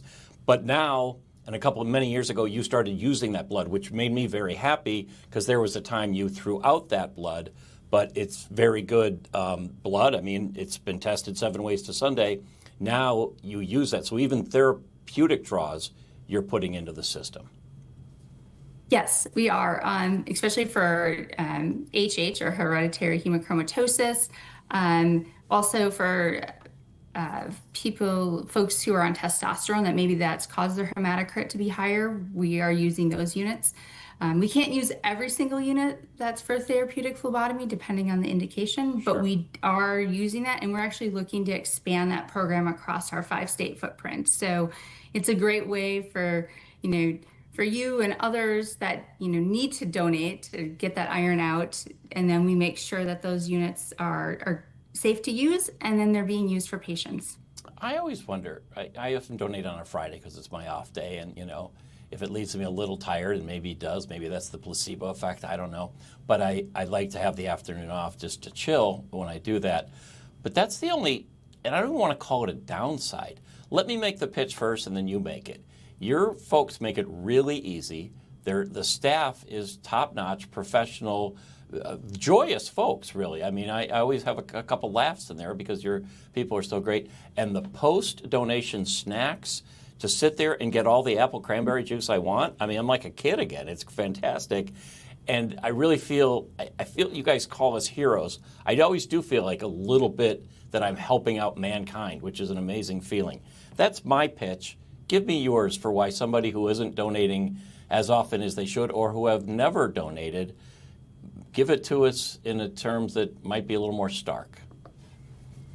I think it's a great way to give back to your community. It takes, again, about an hour of your time, and those units are being used for patients, across hospitals in Racine, Kenosha, Milwaukee, Waukesha, Washington counties, and more. And you're saving a life. This could go to a trauma patient, so someone who's been in a car crash. It could be for a patient who has cancer, who's getting chemotherapy and needs a red cell transfusion or a platelet transfusion. You never know who's getting those units, and I think you may need to have a transfusion someday, and giving that gift of life, is quick and easy, and there are great treats at the blood centers. I know as a regular blood donor too, I like when we have some Panera donations that we can have some extra pastries there. I'll take a loaf home. It's just they'll say take a loaf. I'm not a proud guy. You have in the past. Are you planning on doing it this fall? You have the Big Ten Challenge, where all the Big Ten universities compete together, and now the Big Ten is up to like 200 teams or something like that now with the expansion of the West Coast. As a Wisconsin alum, I always like saying, hey, put this in the Badger category. So is that coming up again? And if so, tell me how that works to your knowledge. It is. So last year, actually, University of Wisconsin-Madison won the Big Ten Challenge sponsored by Abbott. And it is starting up again. So when you go and donate, there are cards at the tables after you donate. And I think even if you attempt to donate and are not able to, you can still count that. So you have to scan a QR code. You enter a little bit of information. You don't send them any, information that's more than your name and date of birth, that you're adult. And then you say that you want it to go to whichever Big Ten school. So if you want University of Wisconsin, you select them. If you want another Big Ten school, go for it. But UW won last year. Yeah, well, and I'd like to think Versity donors had a big pull in that. I think so. I mean, you can't use the term "go big red" if you're not willing to give up the red blood cells and the red blood when needed. Any particular type of blood needed? Is O the international? Yeah, so Group O is the universal red cell donor. So for patients, especially trauma patients, when we don't know their blood type, that is the blood type that we're giving them until we find out their blood type. So if you're Group O, I'm sure you get, and you've donated before, you get those calls, and we do need those units. Our trauma patients, especially in the summer, we see more traumas, are using those units. Emergency services are now carrying blood on ambulances and helicopters to get blood to patients before they even, in the field, before they get to the hospital. So that is all Group O. But I would say we need all types, because in the hospitals, when we know your blood type, we are giving you what we call type specific. So we're going to give you A pos if you're A pos. If you're B neg, we're going to give you B neg versus giving O's. We want to keep the O's for when we don't know your blood type, right? And then for people who are Group O. It's interesting the number of people who don't know their blood type. Yes, it was just a conversation that I had with a group of friends the other day, and they're like, I don't know. I know they should come donate. What's that? They should come donate. Yeah, right. They might have the winning jackpot with that. Oh, I know that I am A positive because my mother used to say it's the only A plus I ever got in my life, which was also true, but a little unfair. All right. Anything else, Doc, you want to say as we try to help you out here to get those blood supplies up? I just want to again thank you for donating, and thank you to the Wisconsin community here that's donated at Versity. And I encourage anyone who hasn't donated to to come in and attempt to donate. And if you can't for some reason, you can always host a blood drive. We are always looking for that too. It's one thing we all share, we all have in common, we all need it. Dr. Angela Tremmel, the Senior Medical Director of Transfusion Medicine for Versity, thank you for the time and thank you for what you do to save lives every day. Thank you. All right, have a great afternoon. Okay, great job there, and appreciate the doctor's time there as we try to get the blood levels back up in our area. Again, they stay in southeast Wisconsin and across, well, not just southeast Wisconsin, but they stay in state here, these blood donations. So you're helping out fellow Wisconsinites, which is always important. All right, where do we want to go now, Adrian? Let's bring in the producer, Adrian, here. We haven't talked to him yet. I don't give him any advance warning. He should know he's got to be camera ready. Hey, how about that Big Ten Challenge? You're a University of Illinois grad, ILL-INI. You going to give blood and do it in the name of University of Illinois? I usually do give blood, and especially back when I was studying over at the University of Illinois, there was always like a van parked right outside, right on our quad, and I'd just see it and I'm like, all right, well, might as well donate some blood. Right. Usually I've been pretty good with that. I usually get calls, and I guess I haven't been as consistent as I was in those days, but hearing about the need for donations, maybe I'll take some time out. Were you giving blood, donating, or were you selling your plasma? Because back in college, I'll say it. If you needed $10 on the weekend, you gave a pint of plasma. You were a little woozy afterward, but it was $10, and $10 in the mid 1980s. That's a Rocky Rococo's lunch and a six-pack. You're doing pretty well for yourself. No, I was donating blood. Actually, I have O-negative blood, so they need you. Yeah, so I always felt very like, ooh, yes, watch out, everybody. And like you were saying, that they give you snacks. Some drives even they'll give you a gift card. Yeah. Or I have like a collection of these little speakers that they would give us because I would go pretty often. Oh, really? Okay, good for you. So, yeah, I'll get back on it. Back on the routine. I sort of have to for my health, but I also know that it's going for some good. All right, what else we got coming up? We'll take a quick break here. We're going to talk real estate market. Is that right? That is indeed. There's a few spots on a new surveys. Out of 300 different cities, there's a few spots in Wisconsin that cracked through the top 100, and even one in the top 10. We'll find out where city that is. I have a feeling I know, but we'll find out. All right. Thanks very much, Adrian. We're going to take a quick break here. You are watching the Wisconsin Live Desk on a very beautiful Wednesday afternoon, 305, 74 degrees. We'll be back in a minute.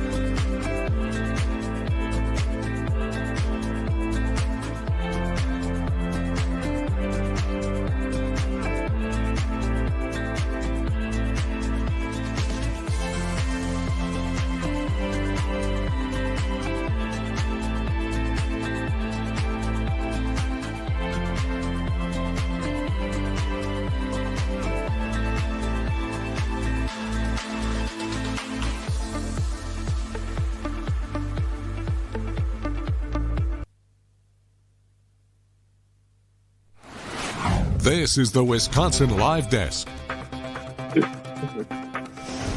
Why do we live where we live? I just don't mean those of us in southeastern Wisconsin. We're beyond right now because we're on Fox Local, can be seen across the world. Why do we move somewhere because it's affordable? Do we go somewhere because of our job and we hope it's affordable? There's so many factors that going into deciding where we live, and sometimes the price of real estate and the affordability of real estate and the dollar value you're getting for your real estate is important, and that's why we're going to talk real estate today. And we're going to bring in Chip Lupo. That's not Chip Lupo. This is Chip Lupo. Why are you there, Adrian? Get off my... Adrian, why are you there? I'm not sure how I can change it there, Ted, but... Okay. Okay, I got to come out to you. And okay. This is not right here. Oh, sorry. Let me do something, folks. I am so sorry. I should have done this during commercial break. Okay. Chip Lupo probably thinks I'm a moron. And Chip, please don't think I'm a moron. I just don't know what buttons to push sometimes. Chip is a analyst with Wallet Hub. We're talking best real estate markets of 2026. Let me ask you first a more of an esoteric question. Why study best real estate markets? What's the value in that?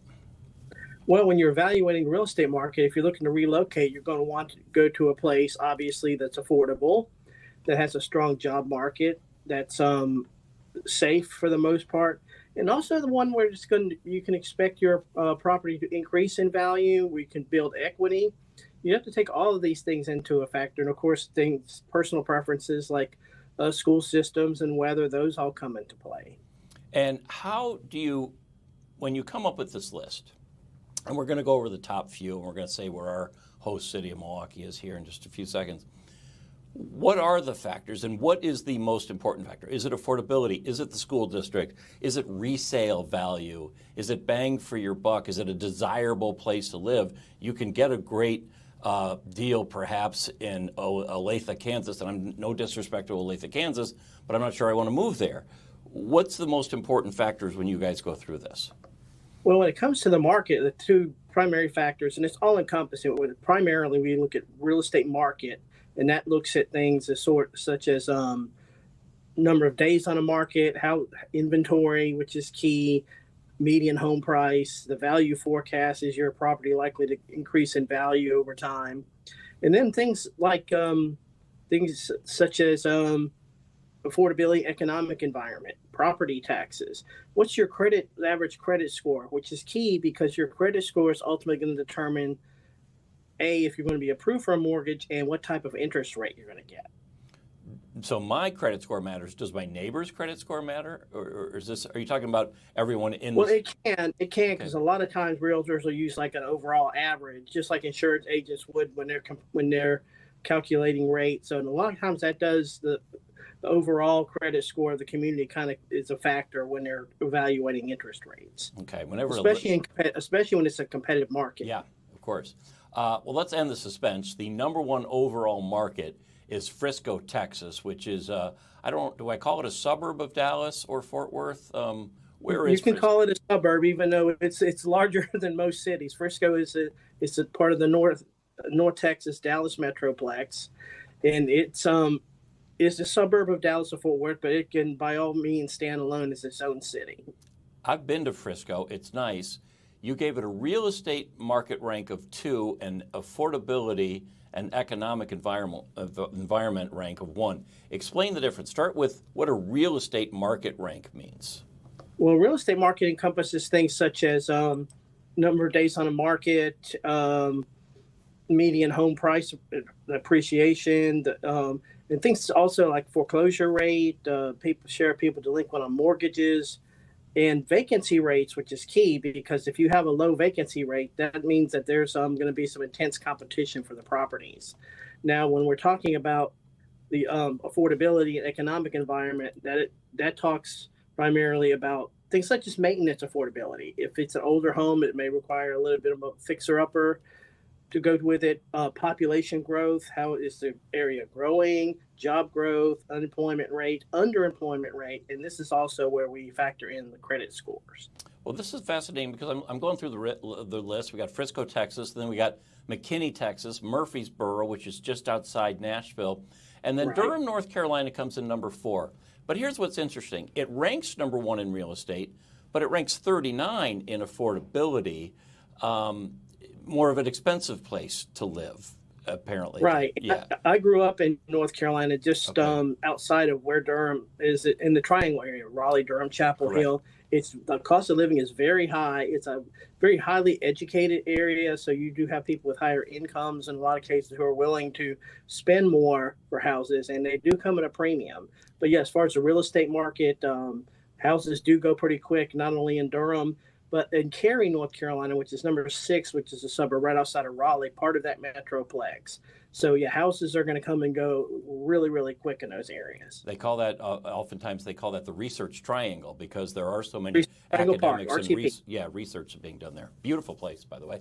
Congratulations from being from there. What a great place to grow up. All right, let's get to Wisconsin. And a city I lived in when I attended the University of Wisconsin-Madison is number 7 overall, 4 on real estate, but 86 on affordability. This goes back kind of similar to Durham in a way, right? I mean, you got the state capital there, and you got the university there, and you got actually another 1 or 2 universities, smaller ones there. Same reasoning there that puts them at 7 and not higher. Right. The logic there is exactly the same. It's the state capital. You have your flagship university. It's there's a lot to do in Madison. It's a vibrant community, which usually is the case when you're combining both your state capital and your flagship university. And Madison is ranked 7th. That's also the 7th for mid-sized cities. It's the highest ranking Midwestern real estate market right now, and it's hot. I mean, there's high demand, and it's driven by the population growth, the strong job market, and a limited housing inventory. Houses are houses that are premium. They're in Madison, and they don't stay on the market that long. An average of about 42 days, even less if you're looking at a property less than $400,000. You better be prepared to bid, or you're going to get multiple offers, particularly on starter homes under $400,000. You might want to start overbidding before you underbid, right? Oh, absolutely. No, this is you say that, and I can back it up with anecdotal evidence of friends of mine who have children just getting into the workforce, going to work for Epic or university hospitals over there, who are having a heck of a time finding just a decent apartment. So, right, yeah, my cousin's daughter and her husband live in Madison. In fact, today was their 2nd wedding anniversary, and they're living in a tiny little cramped apartment as they're struggling to, and they both have really good jobs, but they're struggling to find something affordable in Madison. Just the inventory isn't there. The inventory is there, and then the price for 20-something, 20-somethings who maybe haven't built up enough of a credit profile, you're going to have trouble getting approved for a loan, and if you do, you're probably not going to get a premium interest rate. So it gets us to Milwaukee, 187 overall, real estate market rank 167, affordability and economic environment rank 243. Put it in terms of a letter grade. That's a C or a C minus? But it's about a C minus, because there's now there is affordable. You can find affordable housing in Milwaukee, but in a lot of cases, particularly with some of these Rust Belt cities, affordability doesn't always mean desirable. A lot of times you're looking at maybe older properties that are maybe not in the safest neighborhoods. And a problem that it's not only a Madison, Milwaukee problem, but it's a Wisconsin problem. Property taxes are among the highest. So even if you have a property that's not necessarily desirable, you're still going to be paying a pretty high property tax on that. Right. So at the end of the day, how much is this a factor when people move? Because sometimes if you're offered a job, you gotta go, and that might mean you might be having a great value for your home where you live, but if you got to follow that job and you got to follow that work, you might be giving up value in real estate or be spending a lot more on housing than you expected to.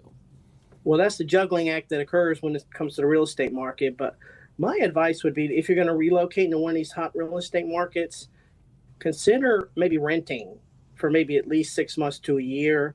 Acclimate yourself to the community. Find out where the best, hottest neighborhoods are. You don't want to make them jump right into the real estate market and buy a house just because it's affordable, and then find out that maybe it's not the best school system, maybe it's not the safest neighborhood. So always give it a little bit of a test drive, kind of just maybe rent and kind of familiarize yourself with the community before you commit to a long-term mortgage, particularly in this climate with the price of housing, interest rates still hovering around 6.5%. So it's going to be a challenge, but my recommendation would be kind of test the waters before you jump in. That's really good advice. It's something I did when I moved here to Milwaukee 30 some odd years ago, rented for a bit, once I decided I wanted to stay here at Fox 6, I'm like, okay, now where do I want to live? But at that time I had learned the market a little bit. So your advice of giving it at least 6 months. And when you're renting, you're not paying property taxes, and most cases you're not paying for maintenance, landscaping and all this. So you're able to save a little bit more. And if you're starting out, you can kind of build up your credit to make yourself a little bit more of at least improve your chances of getting a mortgage at a competitive interest rate. And you're a smarter consumer because you know the area, right? You get a chance to. Oh, exactly.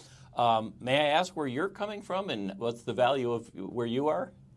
I am working remotely from my studio in Columbia, South Carolina. Okay. Is that on the list here? And it's just like Madison, except maybe in terms of it's like almost 105 degrees and 90% humidity, but it's the state capital. The University of South Carolina is here. It's a pretty solid real estate market. Job growth is here, but a lot of folks, the heat and humidity tend to turn a lot of people off.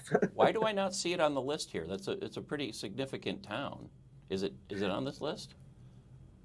It's down there a ways. I should actually go check that beforehand. But now Charleston, which is 2 miles from here along the coast, 2 hours from Columbia, it's right behind Madison at number 8 on the market. You got it at 11. I got it at 11 here. Okay. For Charleston, 21 in real estate ranking and 25 in affordability, and that makes sense too, because that's such a beautiful place to live.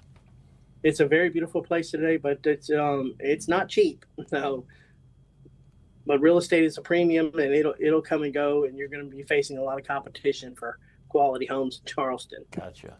This is such a daunting task for people. Give me some hope. Give me some inspiration for people who are wanting that new home or wanting to upgrade to that second home, and they don't want to be intimidated by all this. Let's end on a positive note. What's the good news in all of this? Well, the good news is that if you have good credit, i.e. a high enough credit score and a good payment history, chances are you can pretty much negotiate for a quality mortgage and a good interest rate. And the market it's tapering. I mean, the market in some places, but there's still hope, and there's hope that the interest rates will drop down considerably over the next year and a half or so. But in some of these hot markets, though, be prepared, though, to get into bidding wars, and you may have to settle for maybe less house or maybe look at another area, particularly in this North Texas area, Dallas area, Research Triangle Park, and even in places like Madison, Wisconsin. It was fun when interest rates were around 3-something%. Wasn't that fun? Oh, yeah, we locked into that. So we're fortunate at about 3.3%. So we're not going anywhere for a while. I did on my home too, refinance when my guy called me and said, "You're a fool if you don't refinance." And I said, "All right, I'm good at taking advice." Chip Lupo, thanks for educating me on this. Sometimes I look at lists and I don't quite understand them, but you made it very easy, and we appreciate it. And you can find that on wallethub.com if anyone's looking and saying, "I want to check out where such and such town is." So thanks to you, Chip. I appreciate your time, sir. My pleasure, Ted. Have a great rest of the day. All right, go Gamecocks. Yes, sir. Okay, all right. That was fun. Bringing it back here, it was Chip Lupo joining us from Columbia, South Carolina, where I have not been. I've been to Charleston. I'd like to get to a game down in South Carolina. The Southeastern football, I know Big Ten football, 3 times reigning champion coming from the Big Ten. Maybe Illinois will be this year, huh, Adrian? You think Illinois has got a chance to top the Big Ten or the national title list? Well, you always want to stay optimistic, right? Mm-hmm. But okay, if we're going to be honest, no. You're tempering. But you do now have the largest scoreboard and screen in college football. Have you seen that monstrosity? I haven't seen it myself in person, but no, I've seen picters of it. I've seen plenty of pictures of it. It goes from Champaign to Urbana. It's so dang big. All right, we're going to take a quick break. We'll wrap up. Or maybe do we have time to get in a meteorologist, Adrian, or no? We're working on something back here, but Okay. if you want to take that break, we're good. We'll take that break, and then maybe Bria for 2 seconds. We'll you know what? That's the fun.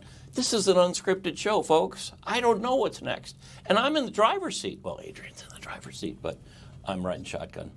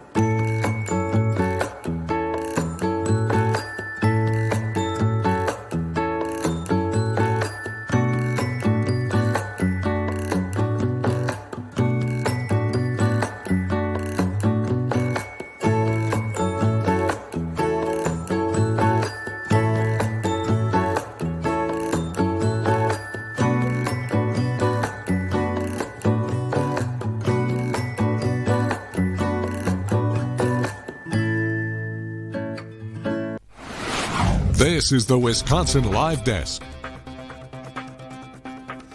Welcome back, everybody. Let's take a look at the We Energies outages at this current moment right here. Getting better. It was much higher last night and overnights. Milwaukee County with about 1,800 customers without power. Waukesha County not far behind. Always intrigues me when there's just one or two, which is the case in Kenosha, Walworth, and Dodge County, that there are just one customer out. You have to be thinking, if I'm that one customer, why me? I can understand if I'm one of 1,800 people in a neighborhood, but why me? Why am I the only one without power? Just something to think about. I see Bria Jones in the FOX6 Live truck. I like to call it Ground Fox, although I've been told not to call it that. Bria, give me a thumbs up if I can come to you. Oh, yes. All right. We got a thumbs up from Bria.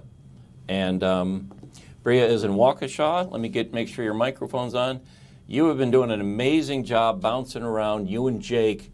Tell me where you are, and I wish we still had that picture up. Maybe we can find a way to do both of that home that you're in front of. Yes, we're going to get to the picture, Ted. Okay. Tell me what you know about this place. Over to the picture. Yeah, this is the one, Bria. This is heartbreaking. Yes. Okay, so heartbreaking. Tell me about this. It is heartbreaking, but I can tell you that the good news is that the homeowners, they declined to go on camera, but they have been able to go in and out of the home. So it appears that, at least from some of the neighbors too that I was hearing, is that it may be more of like a structural thing as far as the trees fell on the, obviously the perimeter of the home. We can tell in some spots, obviously it appears that the roof has caved in, but from what neighbors are saying, only partially. And so most of the house, they say, the people are able to go in and out. And tonight, at least from what neighbors are saying, it appears that they may be staying at this home. And so that is the good news here. It appears that maybe the damage looks far worse than what exactly the total extent of it could possibly be. They, of course, did not want to on camera. I've kind of seen them going in and out. And so I don't know if they're waiting on insurance or if they're waiting for their tree trimmers to come. But there is a lot of activity here on Lamira Avenue. Again, we are in the city of Waukesha. I spoke to the neighbor here. I want to see if I can kind of turn the camera here. The neighbor Miss Ruth, she's 85 years old. She lives in the home next to this, and this is actually her tree here. That's what I was going to ask. Whose tree is it? This tree is in her yard, and so Miss Ruth was explaining that she actually has no damage, and so I believe she was saying that there was some sort of storm that moved through on Sunday, and so she had a large tree that's even bigger than this one that fell in her backyard, not near her home, away from her home. And then yesterday she said she got in the hallway.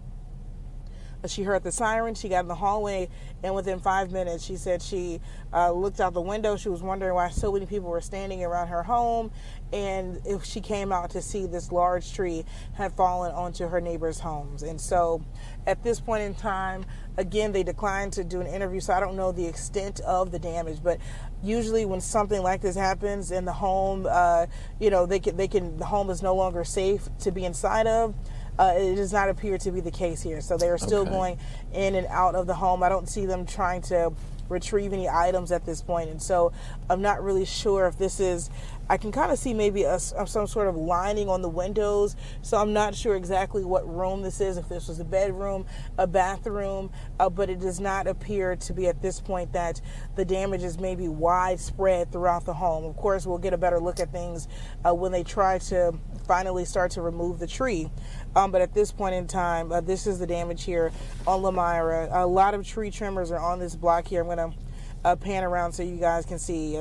Again, Ted was showing us the outage map. I think about 1,700 customers in Waukesha County are without power. I can tell you that quite a few of them are on this block here. These people have not had power since yesterday. I had a chance to talk to a neighbor, Eric, who was saying he actually lives. That's just how, when we always talk about there's no rhyme or rhythm as to how this happens, so to speak. This home, the neighbor's home, obviously untouched. Her tree split, fell on her neighbor's home. And here we have a home just behind there. A guy said he was watching FOX6 streaming. He took his dog and his family down to the basement.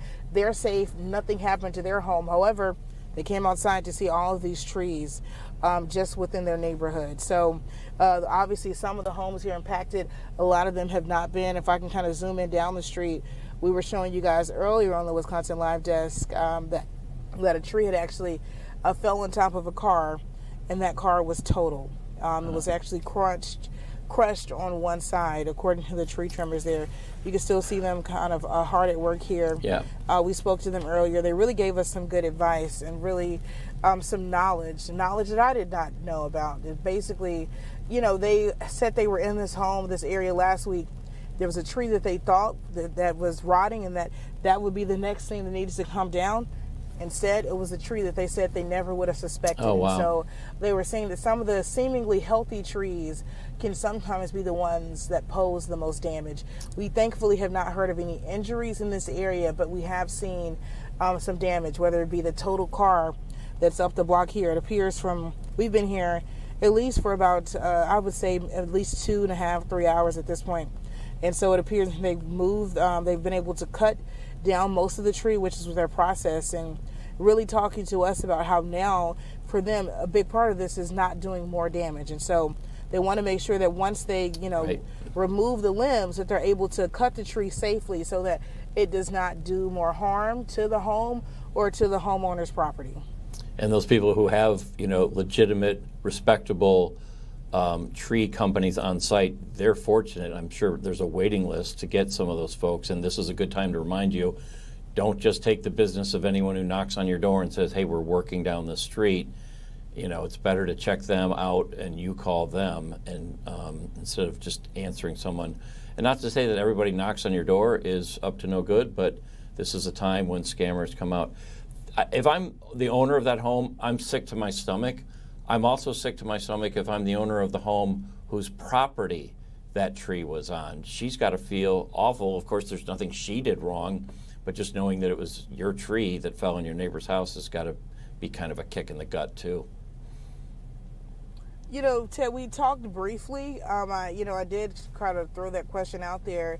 I think for her, it was really just like a disbelief factor, not really fully. She obviously, this was something she never would have expected. And she really was in shock that the tree fell. And then when it did fall, it fell away from her home. And I know she was really just thankful at 85 years old that this was not something that she was now having to deal with. Of course. All right, Bria, amazing job. Thank you so much. We're going to let you get ready for your newscast, and you're going to see on the 456 newscast today, so we appreciate your time. That's Bria Jones reporting. See us there. Yes, we will. It's Bria Jones reporting. All right. I have gone over my time allotment, and we try not to do that here.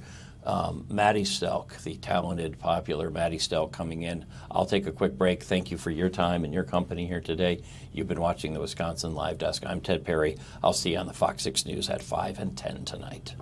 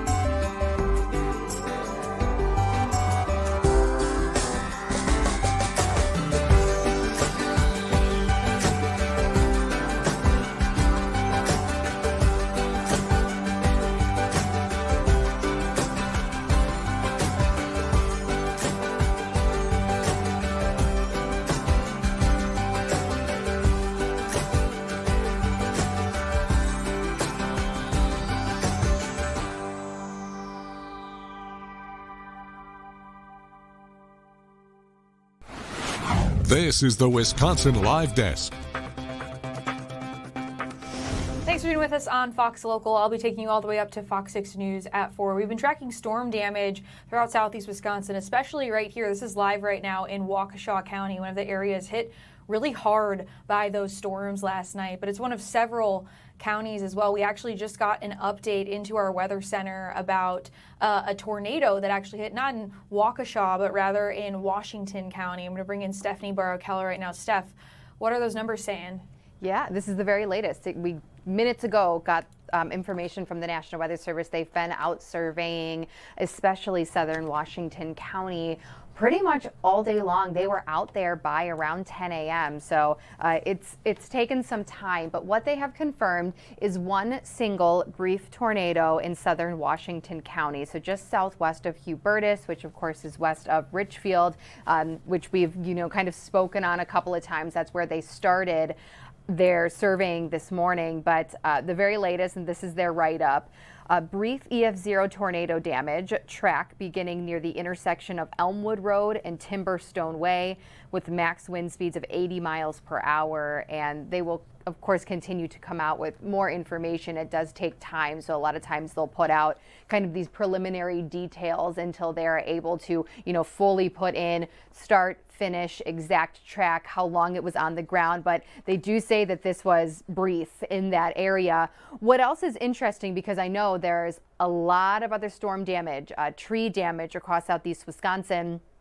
Just want to, and again, here's a look at some of the icons for some of the wind damage across the area. We've had just a couple more reports in spots, and these are just the ones that were actually reported to the National Weather Service. Plenty more not even reported. But what they say is the remainder of their survey did find evidence of very sporadic downbursts with max winds between 70 and 80 miles per hour. So a downburst is essentially a localized area of very strong wind and damage, which, lines up pretty closely with what we were even looking at on some of our velocity scans. In some spots there was more of a downburst signature rather than the rotation where, we see the red and the green put together. So some of those communities, though, again, southern Washington County, northeastern Waukesha County, damage to primarily trees, limb and trunk patterns, as they word it, clearly evident in proximity of downburst impact points. They had sporadic damage reports in northwest and west central Milwaukee County, as we have been covering,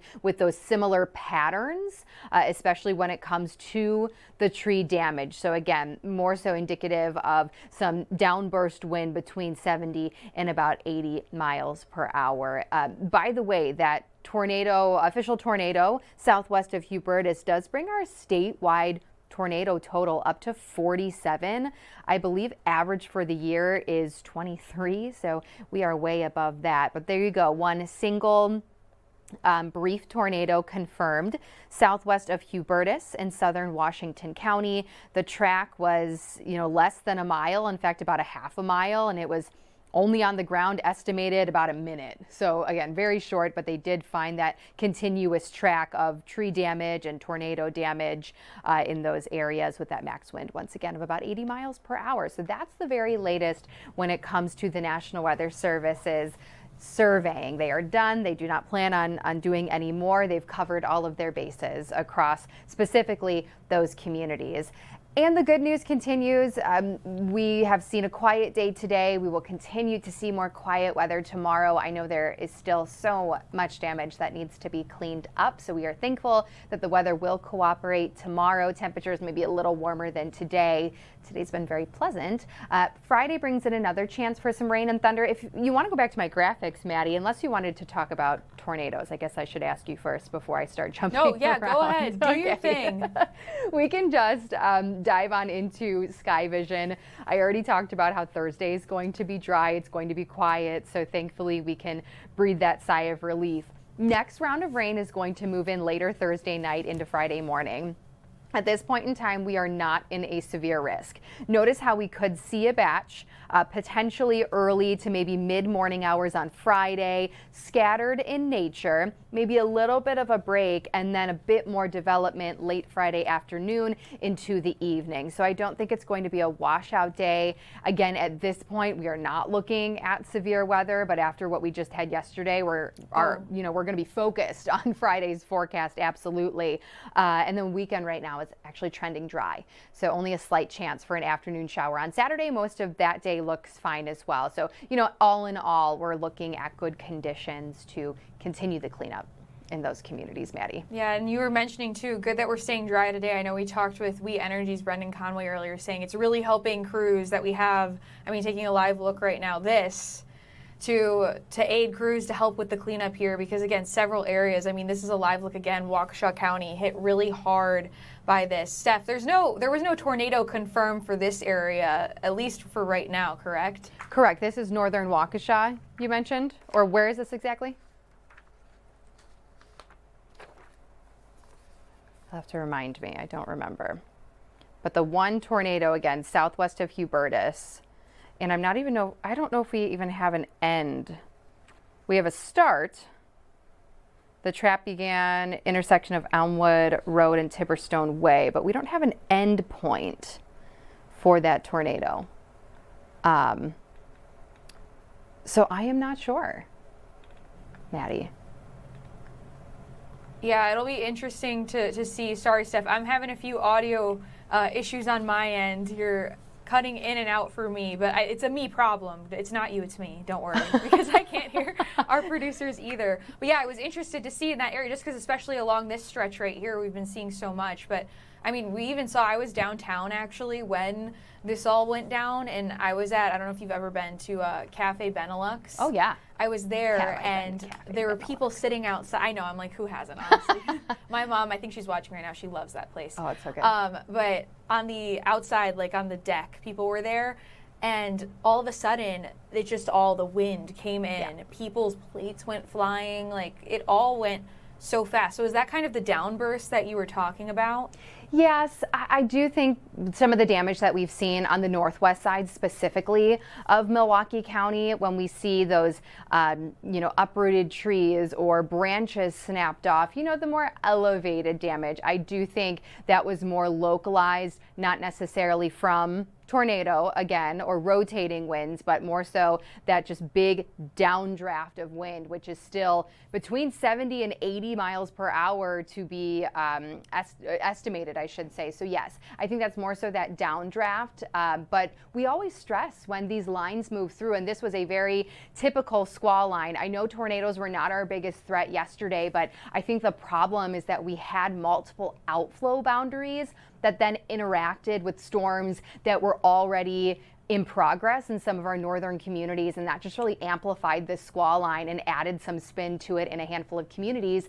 But just to backtrack, we always say within these lines, strong straight line wind can absolutely still do the same damage as a tornado, and that does go for downbursts as well. It's just more of that localized area, which is why the entire city of Milwaukee does not have uprooted trees. It's really that one localized area. But all in all, the estimated wind, the same within that downburst to the tornado damage that we have in Washington County, and again around that Hubertus Richfield area. So regardless of what it was, everybody dealt with wind to likely 80 miles per hour as this line moved through. Thankfully, it weakened as it moved into some of our southern communities. We did not have an extension of any of those severe thunderstorm warnings into, Walworth, Racine, or Kenosha County, which was great.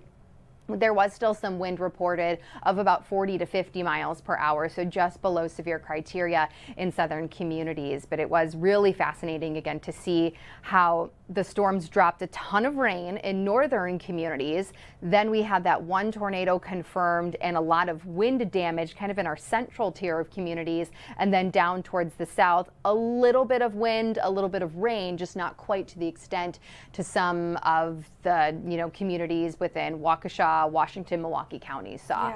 Yeah. And just so thankful that we're done with that. Yeah, and I mean, for now, I feel like I was going to ask you, I know we had, I feel like, a brief hiatus from the severe weather, but I feel like since August, and I'm sure, correct my timeline if I'm wrong, things have started to pick up again. Is there an end in sight heading into fall, or is this kind of things just getting started? It's a great question. We certainly in previous years have seen severe weather all the way through October.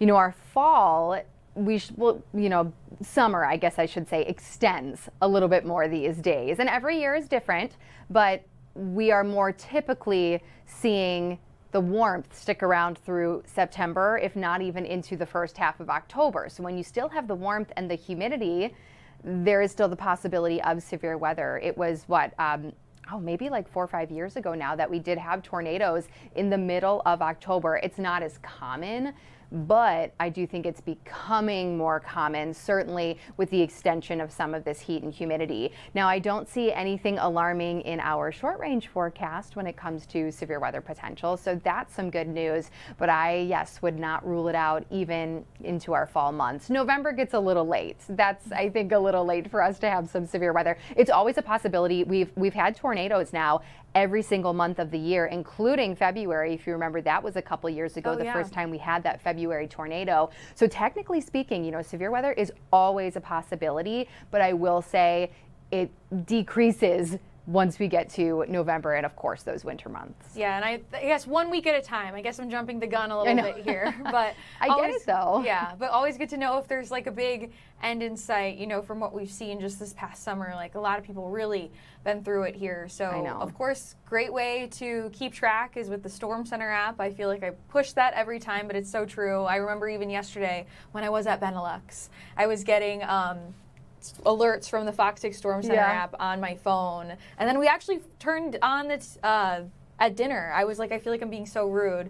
But we turned it on and we're listening to it. And you were on and you were doing a great job as like the tornado warnings were coming in and stuff. So well, thank you. We appreciate what you do. And of course, you'll be with us whenever it pops, hopefully not in November, but we'll get there when we get there, 1 week at a time, Steph. Thanks. We can cut it off now. We'll be done. Right, no, exactly. And it dry for this weekend, that's all that matters for now, Steph. Thanks so much for joining us here on the live desk. We are going to take a quick break, but we'll be right back to wrap things up. Stay with us.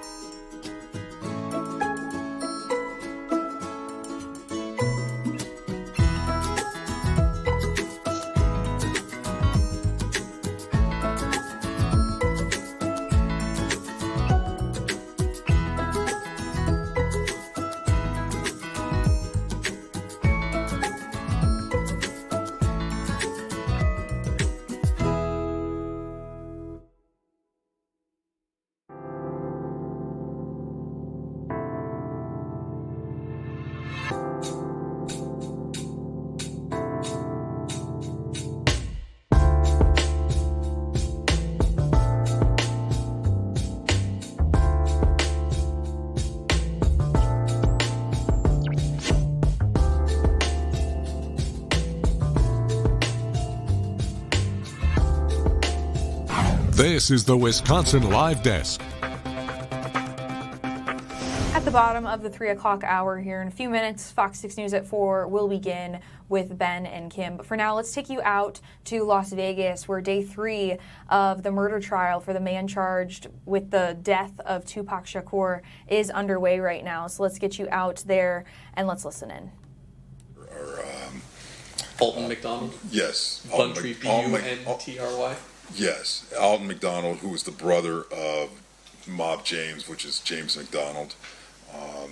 Also another individual named Trayvon Lane, who was a Mob Pirate Gang member, and then Kevin Woods.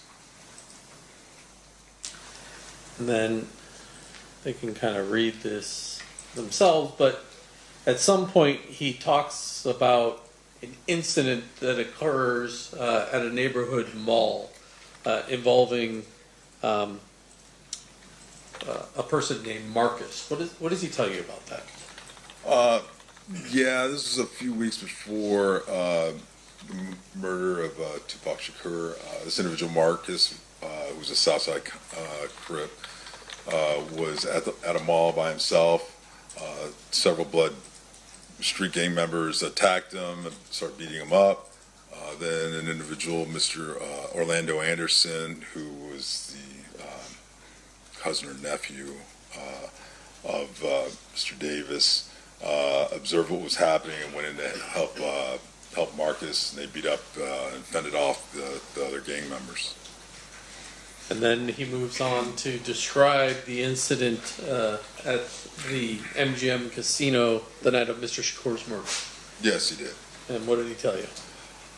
He told us the day of the murder of Tupac Shakur that the Blood Street members, some Blood Street gang members saw at night. They saw Orlando Anderson. They attacked him because of the previous incident at the mall. After the attack, Mr. Davis, Anderson, Orlando Anderson, and their girlfriends went back up to their hotel room at the Excalibur Hotel, and he said that was it. They didn't have any involvement. They stayed in the room the rest of the night. He tells you that the room was in Anderson's name. Yeah, the room was in Anderson's name, that they had driven up to Vegas from the LA area in a Land Cruiser, and that they had some other associates, Corey Edwards, Kevin Davis, Terry Brown, a.k.a. Bubble Up, Big Dre, and Wynn also traveled to Las Vegas. They stayed at the MGM. And he repeatedly denies to you knowing who killed Tupac Shakur. Yeah, he said they didn't have any knowledge of what happened, that they weren't involved. He did later speculate that maybe it was some Compton police officers that were working for Suge Knight, and that maybe it was because he had heard that Tupac was talking about possibly leaving Death Row Records or something to that effect. But his suggestion was that perhaps Knight, who's driving the car, had Compton police officers shoot Tupac in the car Suge's driving. Yes, something to that effect. I'm going to keep rolling down here. He gets back at page 5 to talking about Zip. So how does he tell you? Well, he talks about Zip and how he becomes associated. This is live right now in Las Vegas. Day 3 of the Tupac Shakur murder trial is underway. Right there on the stand, Wade Lee, who's a special agent with the FBI in the 90s. He worked with the FBI for 25 years. He is speaking, giving his testimony right now. We are going to come out of this for just a minute, talk a little more locally here. Let's give you a live look right now. This is in Waukesha County. Not the best shot that we have up, but I bet if you were to pan around, you would see so much damage that we've been bringing you right here on the Wisconsin Live Desk. Crews working on cleanup 15 or so hours after severe weather rolled through southeast Wisconsin yesterday. We just got a report from our meteorologist Stephanie Barrichello that an EF0 tornado was confirmed for the Hubertus area in Washington County after we saw 80-mile-per-hour winds in several parts of southeast Wisconsin. Talking a little bit about what I was seeing downtown too. I'm sure you guys who are watching right now seeing a little bit of the same thing. The downed trees, power lines affecting people getting power, actually. There was at one point yesterday where 36,000 people across the state of Wisconsin were without power. Let's take a look at those numbers right now.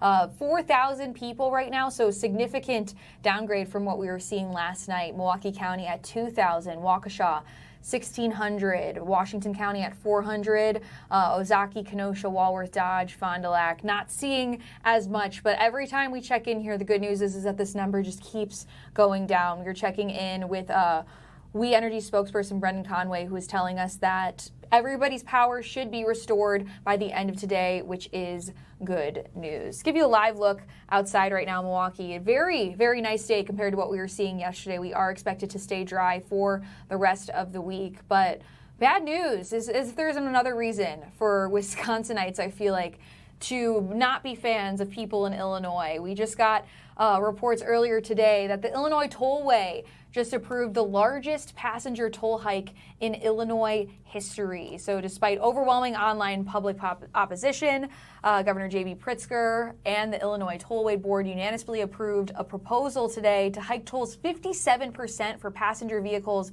and 30% for commercial vehicles. It doesn't take effect until the beginning of 2027 on January 1st, but the measure will increase tolls by about 45 cents each for passengers. This is not good news for Adrian and I, who are from Illinois.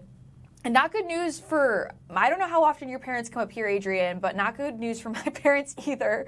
It's just bad news in general for drivers. It's just bad news in general for 45 all around. cents? 45 cents. I know, biggest increase in history. So honestly, hope you're off the roads today, or if you are actually, I guess it doesn't matter until January 1st. But everybody stay safe out there. Fox 6 News at 4 is coming up in 2 minutes. Stay with us.